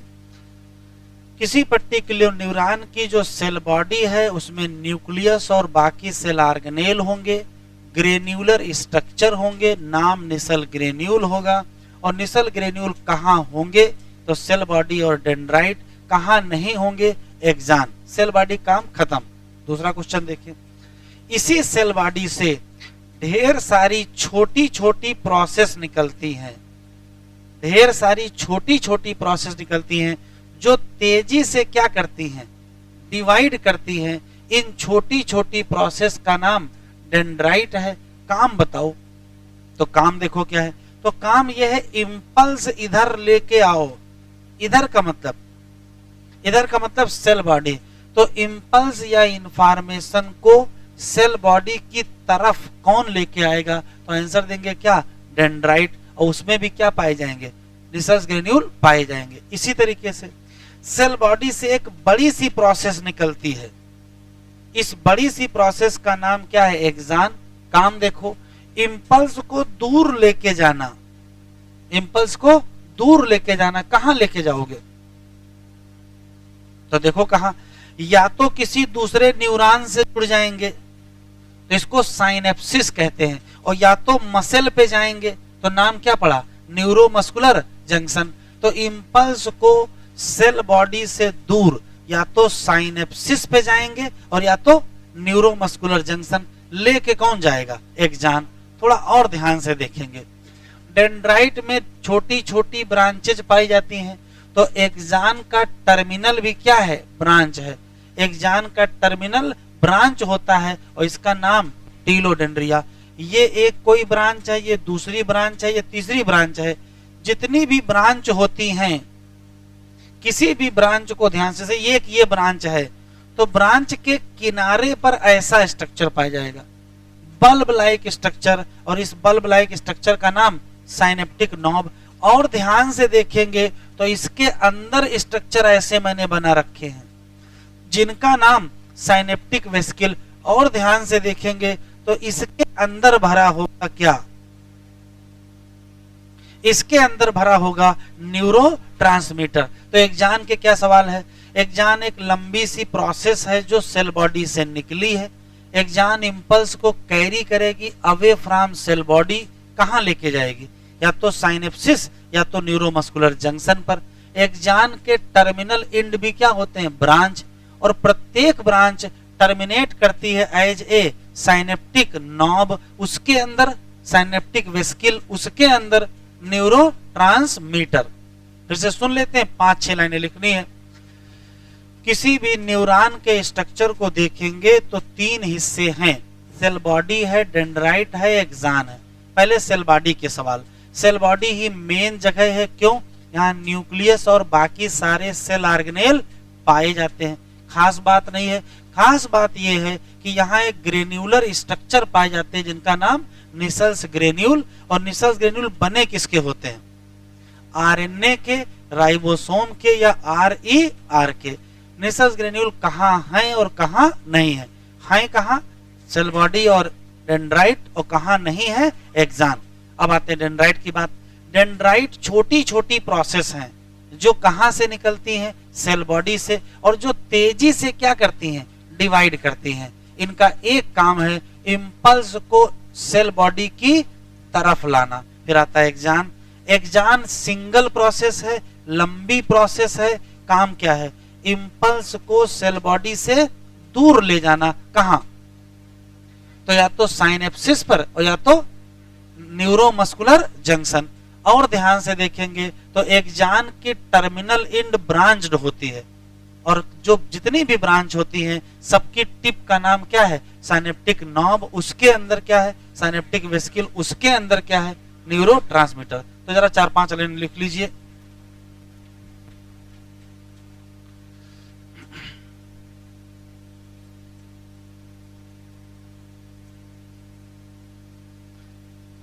सेल बॉडी ही क्या है, मेन पार्ट है, क्योंकि सेल बॉडी में क्या पाया जाएगा, न्यूक्लियस एंड क्या,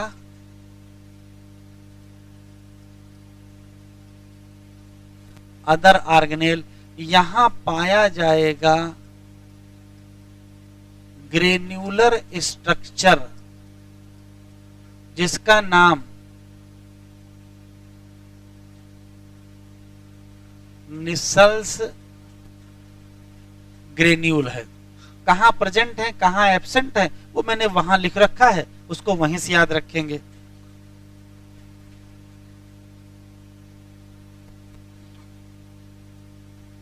दूसरा है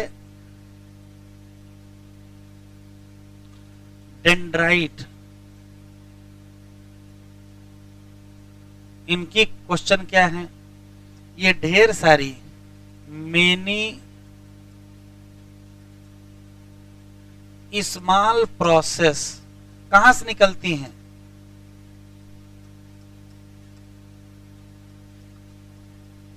project out from cell body, एक क्वेश्चन। दूसरा, ये तेजी से डिवाइड होती हैं, ब्रांच्ड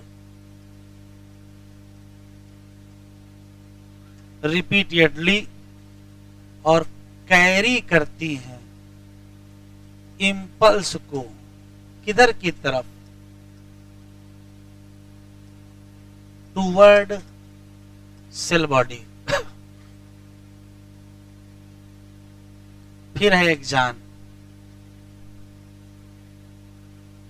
अगर हम एक्सान की बात करें तो यह सिंगल होता है, सिंगल लॉन्ग प्रोसेस फ्रॉम कहां से निकला, एक्सॉन से। कैरी करेगा इंपल्स कहां से कहां, अवे फ्रॉम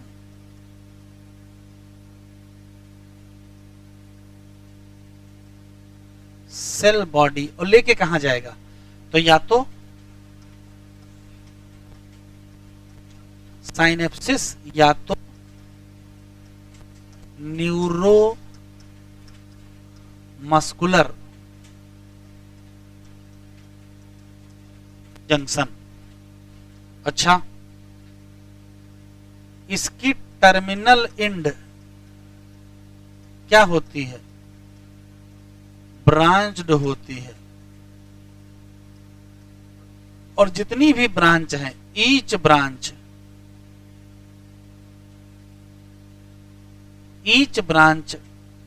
टर्मिनेट करता है एज साइनेप्टिक नॉब, और उसमें क्या है,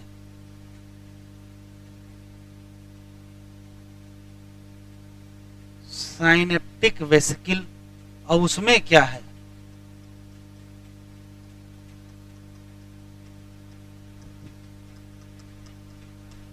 न्यूरोट्रांसमीटर। किसी न्यूरॉन में कितने डेंड्रान होंगे और कितने एक्सॉन होंगे,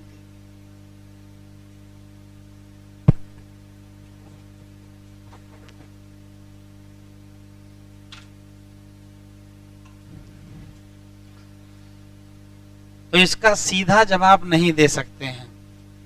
क्यों? किसी न्यूरॉन में एक डेंड्रान एक एक्सॉन हो सकता है, किसी न्यूरॉन में एक एक्सॉन मेनी डेंड्रान हो सकते हैं, और किसी न्यूरॉन में हो सकता डेंड्रान हो ही ना, केवल एक्सॉन ही एक्सॉन हो। तो अलग अलग जगह अलग अलग परिस्थिति है।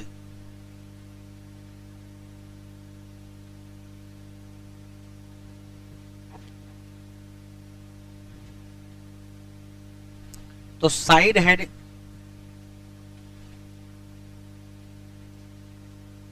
ये सिंगल लॉन्ग प्रोसेस, अच्छा एराइज फ्रॉम एक्सॉन लिख गया।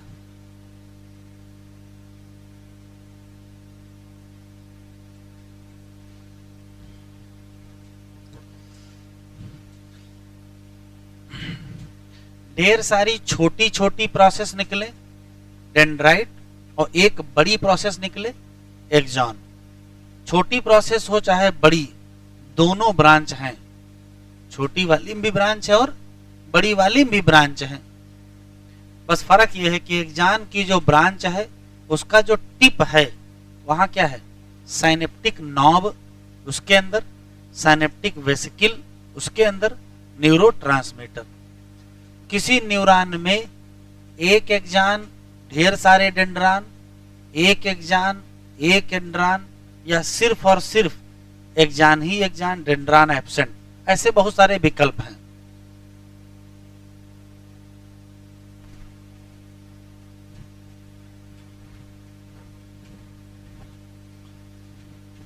लिख लिया हो तो साइड हेडिंग डालें, बताएं, शुरू करें।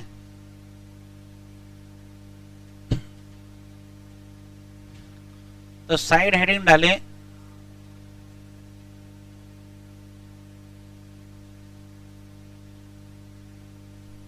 टाइप ऑफ न्यूरॉन, और इस आधार पर कि डेंड्राइट और एक्सॉन के नंबर कितने हैं, तो आगे लिख दीजिए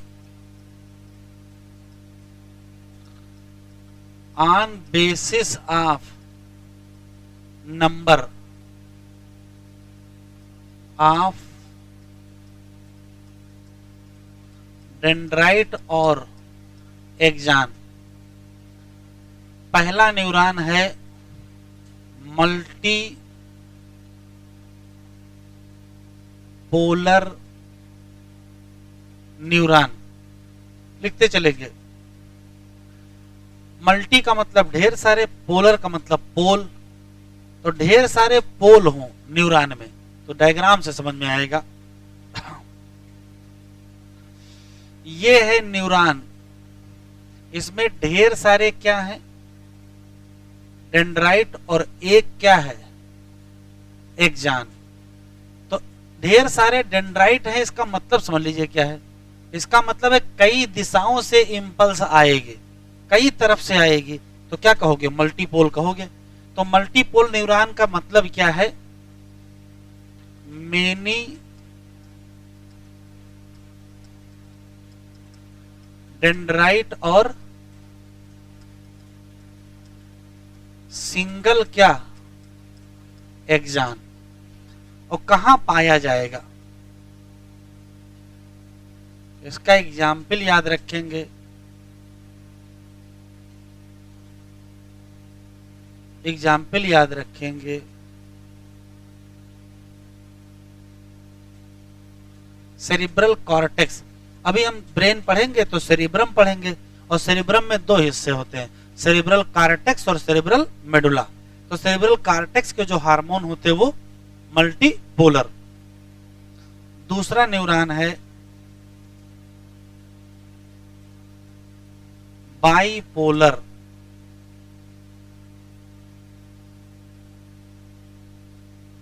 न्यूरॉन। अब बाइपोलर क्या है, तो ये भी ऐसे समझ में आएगा, ऐसा कोई भी न्यूरॉन जिसमें एक डेंड्रान हो और एक ही एक्सॉन हो।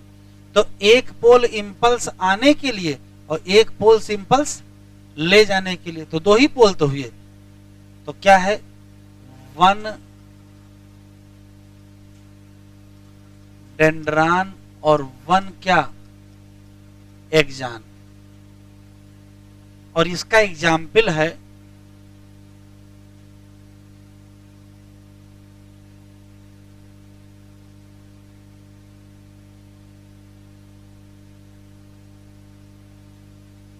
रेटिना ऑफ आई। हम लोगों की आंखों में जो रेटिना है उस पर जो न्यूरॉन है वो यही है, बाइपोलर। इवन जो सेंसरी सिस्टम में न्यूरॉन पाए जाते हैं वो यही सब पाए जाते हैं, आई में भी यही है, ईयर में भी यही मिलेगा आपको। तीसरा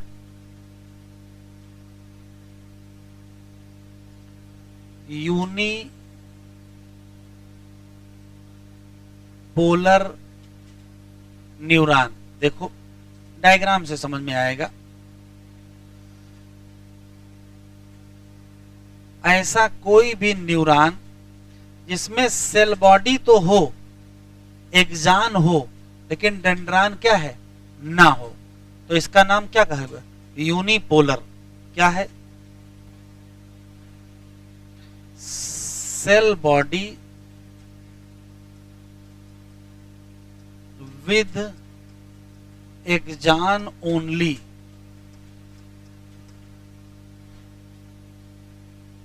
cell body with axon only कहां पाया जाएगा,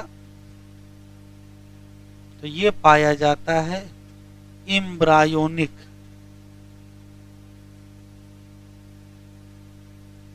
इसका मतलब जब हम लोग एम्ब्रायोनिक स्टेज में थे तो कौन से न्यूरॉन बने, यूनिपोलर बने। फिर देखो क्या है, इसी में अगर एक एक्सॉन निकल आए, सॉरी एक डेंड्रान निकल आए तो इसका नाम बाइपोलर, और इसी में ढेर सारे निकल आए तो नाम क्या हो जाएगा, मल्टीपोलर।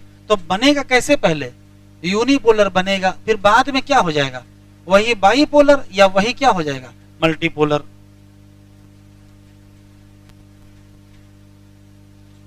एक स्पेशल जो एनसीईआरटी में नहीं दिया है,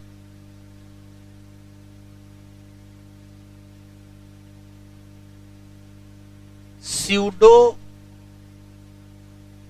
unipolar neuron. Pseudo unipolar neuron ये स्पेशल है। देखो इसकी स्थिति क्या है, ये है इसकी सेल बॉडी, और सेल बॉडी से निकलेगा एक्सॉन और फिर वही डिवाइड कर जाएगा दो हिस्सों में। अब देखो कैसे हो गया, इसका जो ये हिस्सा है ये इम्पल्स लाएगा और फिर इधर इम्पल्स जाएगी, फिर इम्पल्स इधर आएगी और इधर चली जाएगी। तो अगर ऐसे देखोगे भाई आने का एक रास्ता जाने का एक रास्ता, तो ये तो बाईपोलर है।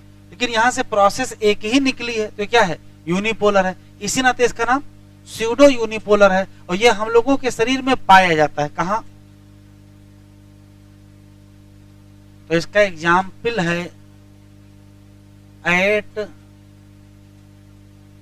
डार्सल रूट गैंग्लिया ऑफ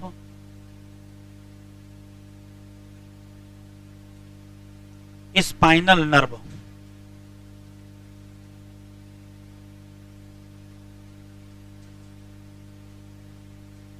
एक और लिख लेते हैं,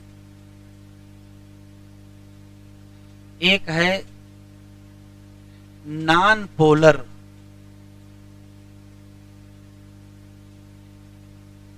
न्यूरॉन। ये नॉन पोलर न्यूरॉन का मतलब कोई पोल ही नहीं है, किधर से भी इंपल्स आए किधर को भी जाए। ये है हाइड्रा का न्यूरॉन।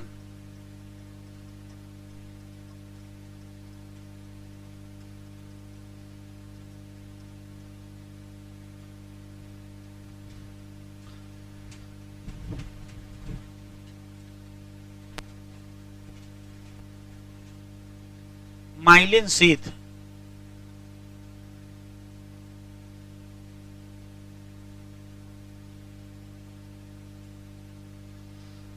देखो क्या है। देखिए होता क्या है कि मान लेते हैं कि ये एक्सान है। अगर ये एक्सान है तो एक्सान की मेम्ब्रेन का नाम क्या रखोगे, एक्सोलेमा, और उसके अंदर जो साइटोप्लाज्म होगा उसका नाम एक्सोप्लाज्म। एक्सान तो न्यूरॉन का पार्ट है और न्यूरॉन एक सेल है, लेकिन एक्सान के बाहर बाहर एक स्पेशल सेल पाई जाती है। इस स्पेशल सेल का नाम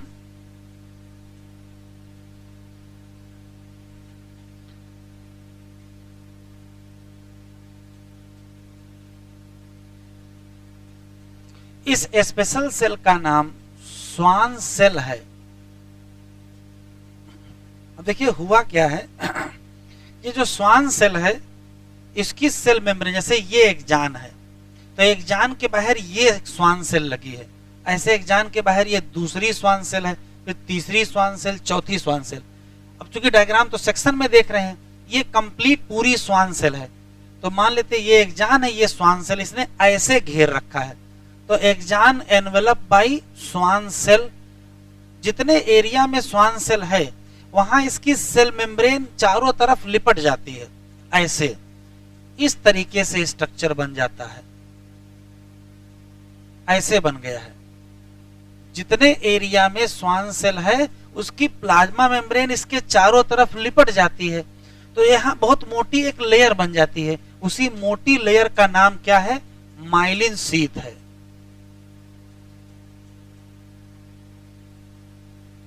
तो पहला सवाल यह है कि माइलिन शीथ क्या है, तो कहोगे ये एनवेलप है, किसने बनाया है, या ये कवरिंग है किसने बनाई है, स्वान सेल ने, और किसके चारों तरफ बनाई है, तो एक्सान।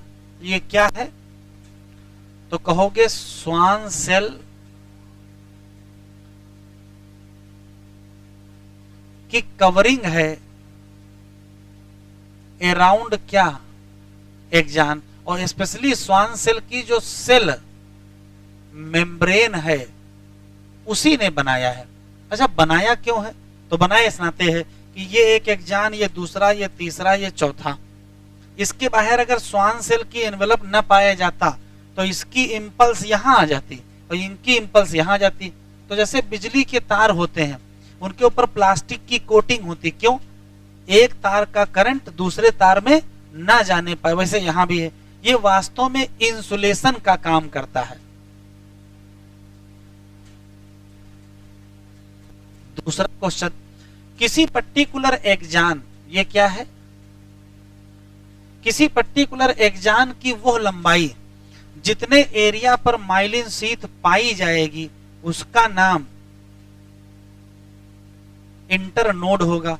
और दो अगल बगल की माइलिन शीथ के बीच गैप होगा और उसका नाम नोड ऑफ रेनवियर होगा। अभी लिखो नहीं, पहले सुन लो। तो पहला सवाल यह है कि एक्जान एनवेलप बाई किसके द्वारा? एक्जान एनवेलप बाई स्वान सेल, और स्वान सेल ही क्या बना लेती है? Myelin sheath. उसकी प्लाज्मा मेम्ब्रेन चारों तरफ लिपट जाती है। सवाल यह है कि माइलिन शीथ किसने बनाया? Farm by. तो आंसर क्या दोगे? तो तुरंत आंसर दोगे स्वान सेल। लेकिन आंसर सिर्फ इतना है नहीं, एक और सेल है जिसका नाम ओलाइगो डेंड्रोसाइट। आया हुआ सवाल है, नीट ही में आया है। तो यार दो ऑप्शन मिल गए, तब क्या करोगे? तो वास्तव में स्वान सेल बनाती है कहां? पीएनएस में, और ओलाइगो डेंड्रोसाइट बनाती है कहां? सीएनएस में। तो अगर पीएनएस का एक्जान है, पीएनएस का न्यूरॉन और न्यूरॉन का एक्जान, अगर उसके ऊपर माइलिन शीथ है तो किसने बनाई? स्वान सेल ने बनाई। और अगर सीएनएस का है तो फिर किसने बनाई? ओलाइगोडेंड्रोसाइट। एक लाइन, माइलिन शीथ क्या है? तो कहोगे एक्जान के एक्सोलेमा के बाहर स्वान सेल के द्वारा बनाया गई लेयर है, जो कि सेल मेम्ब्रेन की लेयर बनी होती है। काम क्या है? इंसुलेशन का काम है। जितने एरिया पर माइलिन शीथ पाई जाएगी उसका नाम इंटरनोड, और दो इंटरनोड या दो एरिया के बीच का जो गैप होगा उसका नाम node of Ranvier. Myelin sheath बनाएगा कौन? तो कहोगे स्वान सेल। कहां? पीएनएस। लेकिन ओलाइगोडेंड्रोसाइट कहां? सीएनएस। लिखो।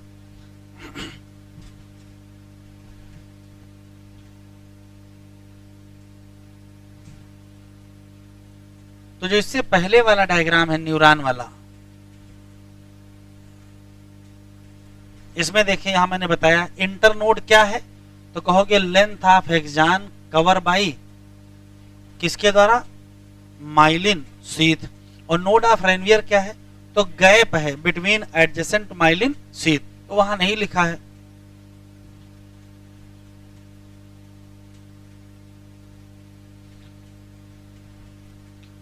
किसी पर्टिकुलर न्यूरॉन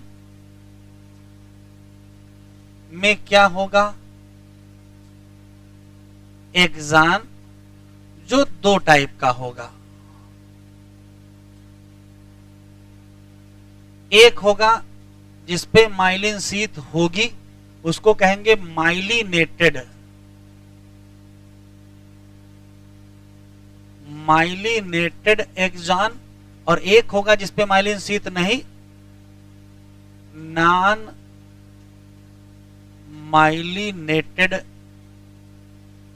एक्जान। एक अंतर। इसी का दूसरा नाम, इसको मेडुलेटेड भी कहते हैं, और इसी को नॉन मेडुलेटेड भी कहते हैं। लिखते चले, नाम ही से पता लगा। इसको अनमाइलिनेटेड भी कहते हैं।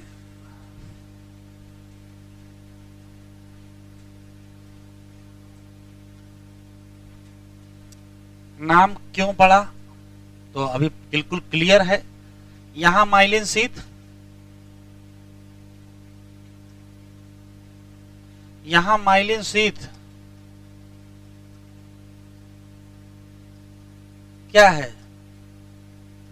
प्रेजेंट है। और यहां माइलिन शीथ क्या है? एब्सेंट। असली सवाल यह है, यहां माइलिन शीथ प्रेजेंट है तो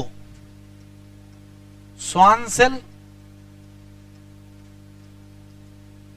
प्रेजेंट ही होगी कि एब्सेंट हो जाएगी? प्रेजेंट होगी। यहां तो कमाल की बात यह है कि यहां भी स्वान सेल प्रेजेंट है। स्वान सेल दोनों के एक्जान के बाहर होंगे। तो ये देखिए स्वान सेल लगी है, लेकिन इसकी प्लाज्मा मेम्ब्रेन ने रिंग नहीं बनाई, तो माइलिन शीथ नहीं बनी। स्वान सेल है और रिंग बना ली, तो माइलिन शीथ है। तो यहां भी स्वान सेल होगी, यहां भी स्वान सेल होगी। यहां स्वान सेल है, उसने क्या बनाई? माइलिन शीथ बनाई। यहाँ स्वान सेल है लेकिन क्या नहीं बनाई, माइलिन शीथ नहीं बनाई। तो यहां भी क्या होगा, स्वान सेल प्रेजेंट। अब आता है ये कहां पाए जाते हैं, क्या, तो स्पाइनल एंड क्रेनियल नर्व। और ये कहां पाए जाते हैं,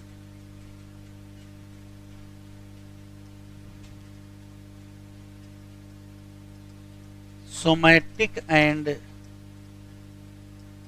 ऑटोनॉमिक न्यूरल सिस्टम,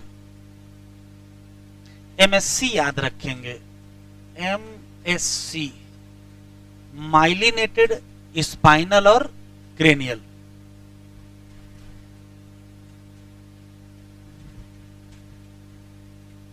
दो सवाल सुबह से बहुत बार बोल चुके हैं। गैंग्लिया, गैंग्लिया कई बार बोला गया है, तो गैंग्लिया कौन सी चीज है पहले वो देख लीजिए। तो अगर गैंग्लिया याद होगा तो फिर न्यूक्लियस भी पता चलेगा वो क्या है। ये वो न्यूक्लियस नहीं है जो सेल के अंदर वाला है, ये दूसरा न्यूक्लियस है। सुबह से नर्व भी कई बार बोल चुके हैं, तो नर्व क्या है, तो अभी इसी चैप्टर में एक शब्द मिलेगा ट्रैक्ट। तो नर्व और ट्रैक्ट का कंपेयर है, और गैंग्लिया और न्यूक्लियस का कंपेयर, तो 4 शब्द हैं। उसमें से एक बार क्वेश्चन आ चुका है, 2011-12 में आया था।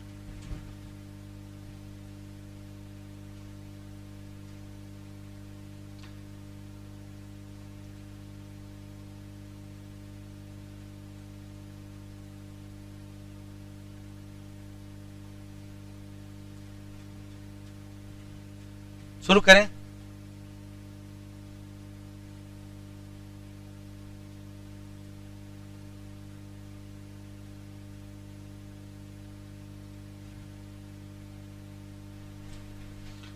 तो माइलिनेटेड और अनमाइलिनेटेड में क्या अंतर, एक में माइलिन शीथ है, एक में माइलिन शीथ नहीं है।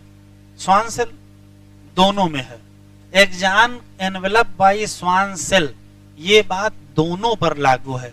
बस स्वान सेल ने माइलिन शीथ बनाई तो माइलिनेटेड, और नहीं बनाई तो नॉन माइलिनेटेड। चलिए इधर देखिए जरा बेटा, जैसे मान लेते हैं कि ये सीएनएस है, ये मान लेते हैं कि कोई न्यूरॉन का एक्जान है और ये उसकी सेल बॉडी है, ठीक है। और सेल बॉडी जाकर के किसी दूसरे न्यूरॉन से जुड़ेगी और उसका ये क्या है, एक्जान है, और फिर ये एक्जान बाहर निकल आया। अब ध्यान से देखेंगे होता क्या है, एक और ये न्यूरॉन है और ये उसका सेल बॉडी है। अब देखिएगा ये भी सेल बॉडी है, ये भी सेल बॉडी है, और ये भी एक जान है और ये भी एक जान है। अंतर देखिए क्या है। तो जब कभी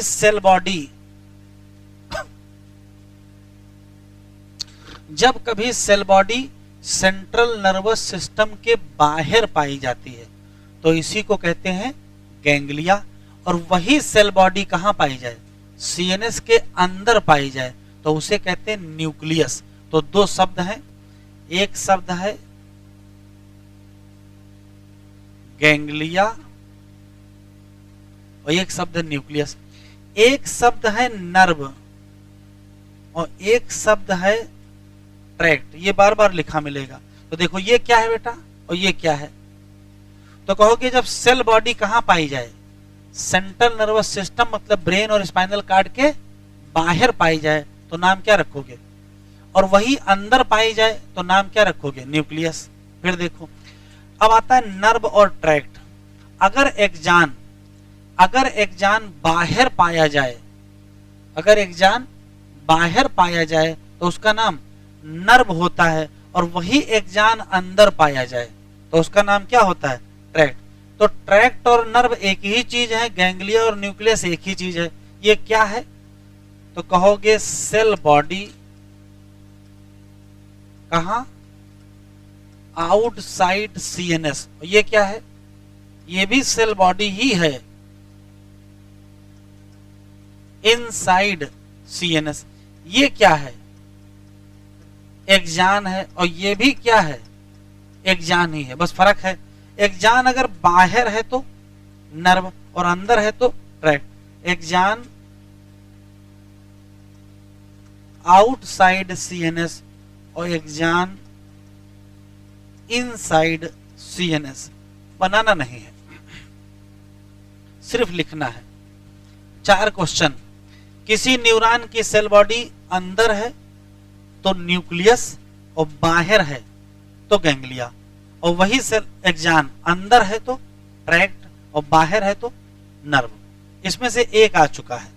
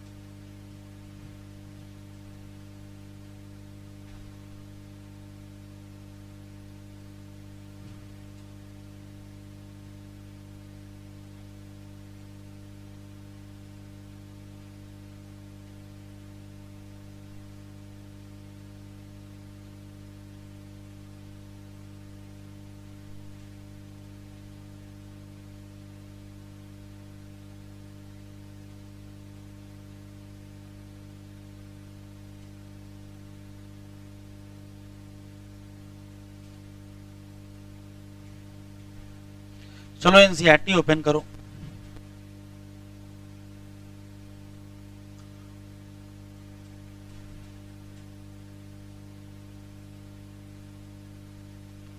न्यूरॉन क्या है? स्ट्रक्चरल और फंक्शनल यूनिट किसका? हेडिंग में ही लिख दिया है। न्यूरॉन क्या है? माइक्रोस्कोपिक स्ट्रक्चर है। इसके 3 मेन पार्ट हैं। सेल बॉडी है, डेंड्राइट है, और ढेर सारे को डेंड्राइट, एक होगा तो डेंड्रान कहेंगे। सेल बॉडी में पाया जाएगा साइटोप्लाज्म, कॉमन बात है, और बेसिक जितने सेल ऑर्गेनेल हैं, लेकिन ये स्पेशल चीज है। ग्रेन्युलर बॉडी पाए जाएंगे, नाम निसल ग्रेन्यूल। छोटे छोटे फाइबर निकलेंगे जो तेजी से क्या करेंगे? डिवाइड करेंगे। कहां से निकलेंगे? सेल बॉडी से। और उन सब में भी क्या पाया जाएगा? निसल ग्रेन्यूल। नाम क्या रखोगे? डेंड्राइट।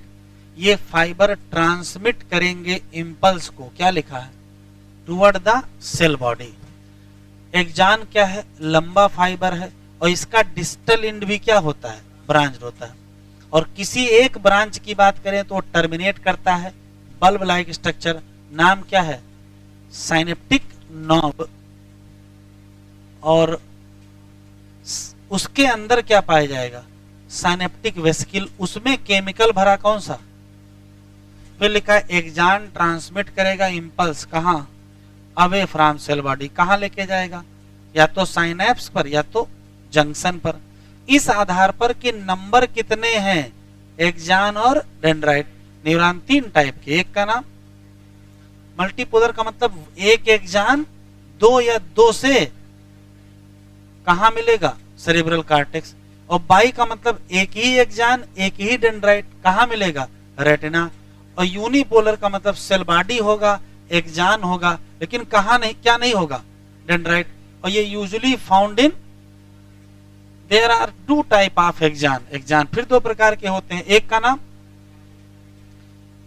नाम माइलिनेटेड और एक का नाम नॉन माइलिनेटेड।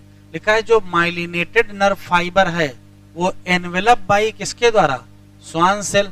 और उसी ने क्या बनाया? Myelin sheath around the एक्जान।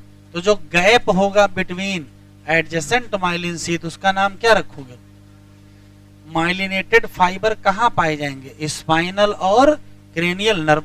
फिर आया कौन सा? अनमाइलिनेटेड। ये लिखा है इनक्लोज बाई स्वान सेल, ये भी स्वान सेल से इनक्लोज हैं, लेकिन डज नॉट फॉर्म क्या myelin sheath around the axon. ये कॉमनली कहां पाए जाएंगे? Autonomic and somatic neural system. Heading डालें generation and conduction of impulse. इस चैप्टर में सबसे इंपॉर्टेंट हेडिंग यही है और सबसे ज्यादा इसी में समझना है। परेशान ना हो, थोड़े पढ़ाएंगे, केवल इंट्रोडक्शन इसका पढ़ाना है। ये इंपल्स कंडक्शन की पूरी फिजियोलॉजी अगले लेक्चर पर पढ़ाएंगे।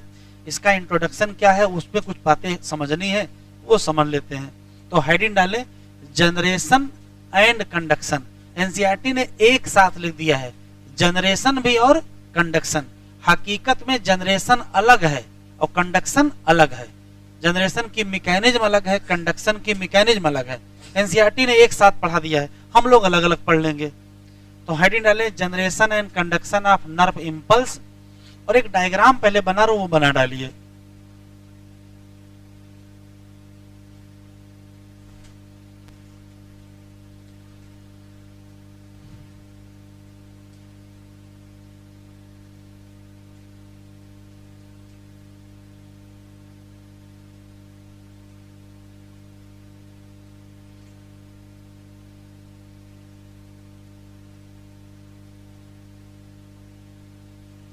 Generation and conduction of nerve impulse, एक डायग्राम बना लीजिए।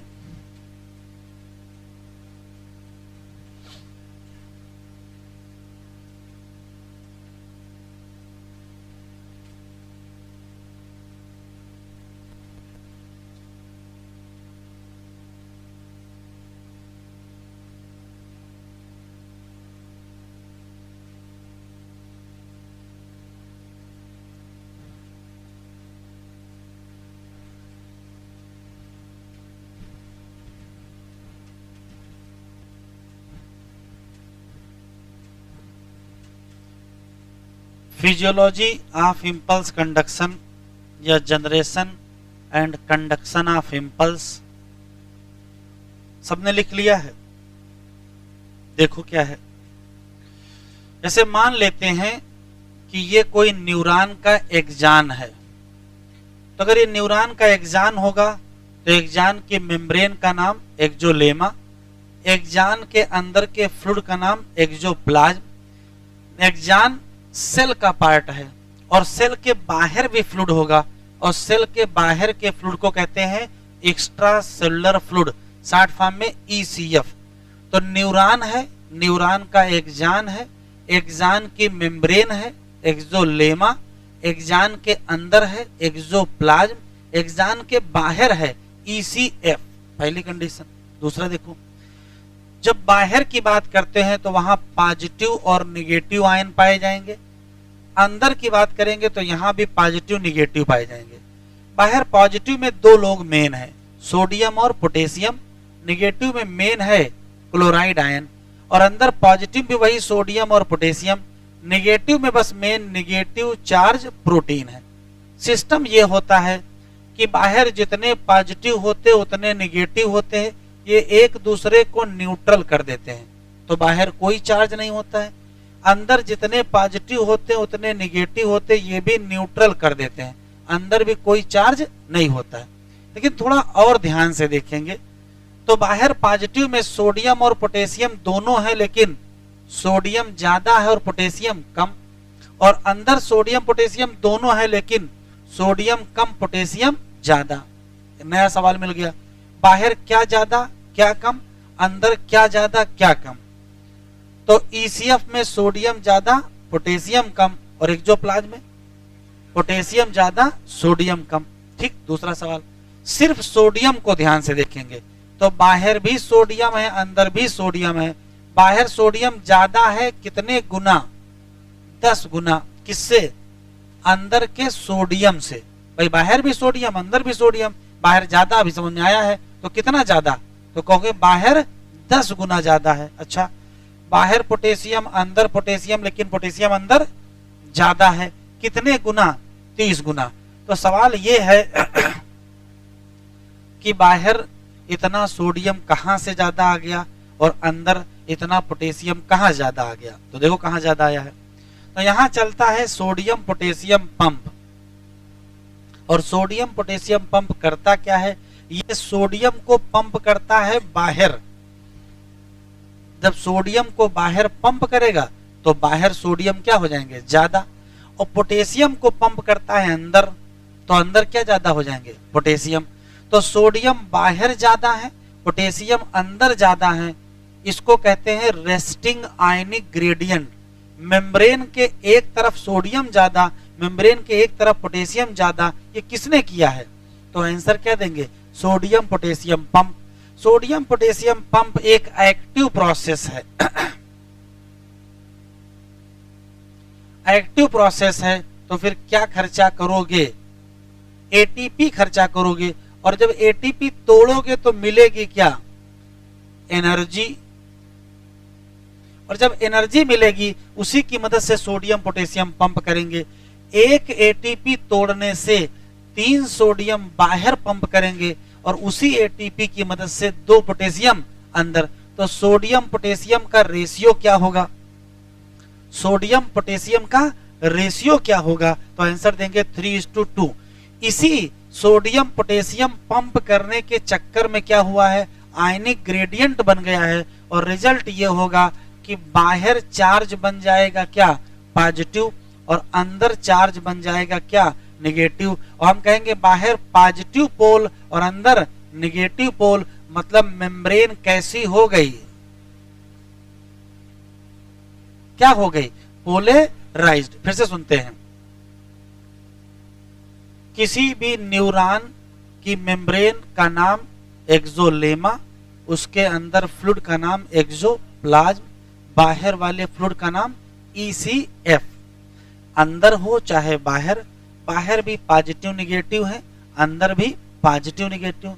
बाहर जितने पॉजिटिव उतने निगेटिव, न्यूट्रल। अंदर जितने पॉजिटिव उतने निगेटिव, न्यूट्रल। लेकिन और जब ध्यान से देखा गया तो पता चला कि बाहर सोडियम ज्यादा पोटेशियम कम, और अंदर पोटेशियम ज्यादा सोडियम कम। कितना ज्यादा कितना कम, तो कहोगे सोडियम 10 गुना ज्यादा है बाहर और पोटेशियम 30 गुना अंदर है ज्यादा अंदर। एक और क्वेश्चन, ये ज्यादा किसने कर दिया, सोडियम बाहर ज्यादा किसने कर दिया, पोटेशियम अंदर ज्यादा किसने कर दिया। तो आंसर क्या देंगे, sodium potassium pump. Sodium potassium pump sodium को पंप करता है कहां, बाहर की तरफ, और पोटेशियम को पंप करता है अंदर की तरफ। क्या खर्चा करके, एनर्जी कहां से लाएगा, एटीपी। एक एटीपी खर्चा करोगे तो 3 क्या जाएंगे, सोडियम बाहर, और 2 क्या आएंगे, पोटेशियम अंदर। इसे कहेंगे रेस्टिंग आयनिक ग्रेडियंट। इसी रेस्टिंग आयनिक ग्रेडियंट के चक्कर में बाहर कौन सा चार्ज बन जाएगा, पॉजिटिव, और अंदर नेगेटिव। क्या कहोगे, मेम्ब्रेन बिकम पोलराइज। 4-5 लाइनें लिख रहा हूं, लिख लीजिए, ये बढ़ा लिया।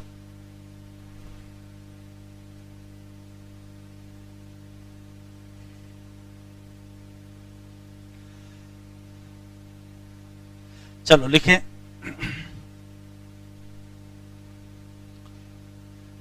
ECF में क्या ज्यादा है, तो कहोगे मोर सोडियम और लेस पोटेशियम। और एक्सोप्लाज्म में मोर पोटेशियम और लेस सोडियम। ठीक, तीसरा,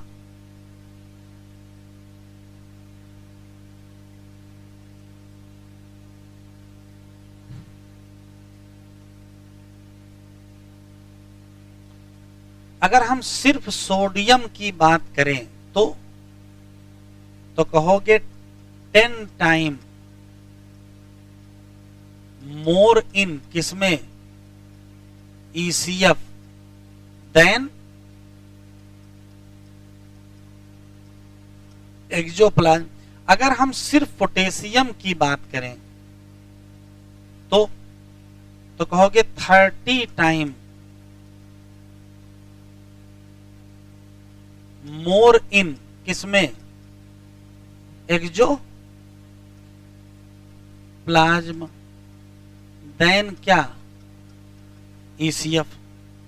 फिर क्वेश्चन पूछा जाएगा रेस्टिंग आयनिक ग्रेडियंट किसने मेंटेन किया,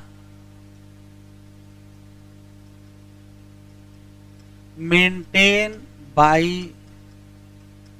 सोडियम पोटेशियम पंप। और सोडियम पोटेशियम पंप क्या है, एक्टिव प्रोसेस है।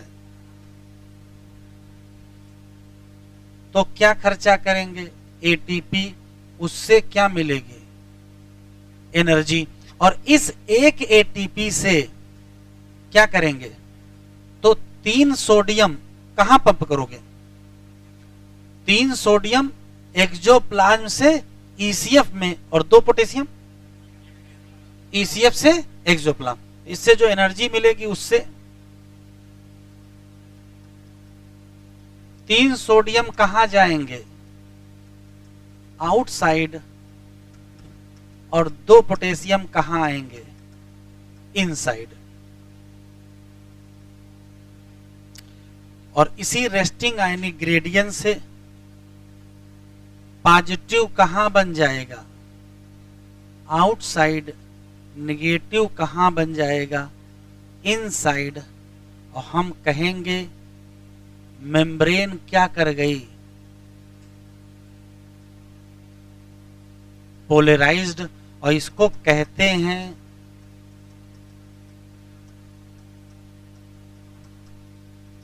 Resting polarized membrane.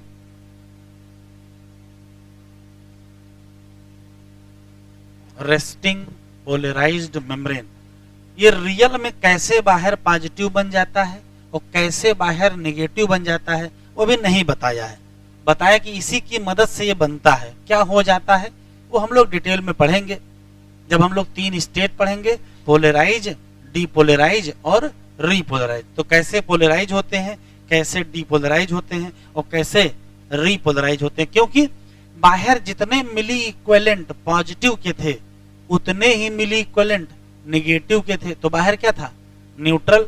और अंदर जितने पॉजिटिव के थे उतने ही क्या थे, नेगेटिव के थे, तो भी क्या था, न्यूट्रल।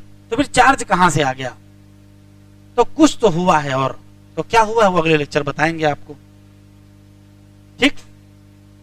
तो इसको एनसीईआरटी से भी नहीं पढ़ेंगे क्योंकि अभी इसमें 2-3 बातें और बचानी है। अगले लेक्चर पर इंपल्स कंडक्शन की फिजियोलॉजी कंप्लीट हो जाएगी। कल टेस्ट है बॉडी फ्लूइड एंड सर्कुलेशन का।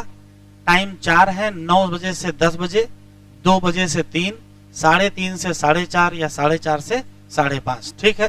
टेस्ट फ्राइडे को क्लास नहीं है, फ्राइडे और सैटरडे 2 दिन क्या है, छुट्टी है, ठीक है।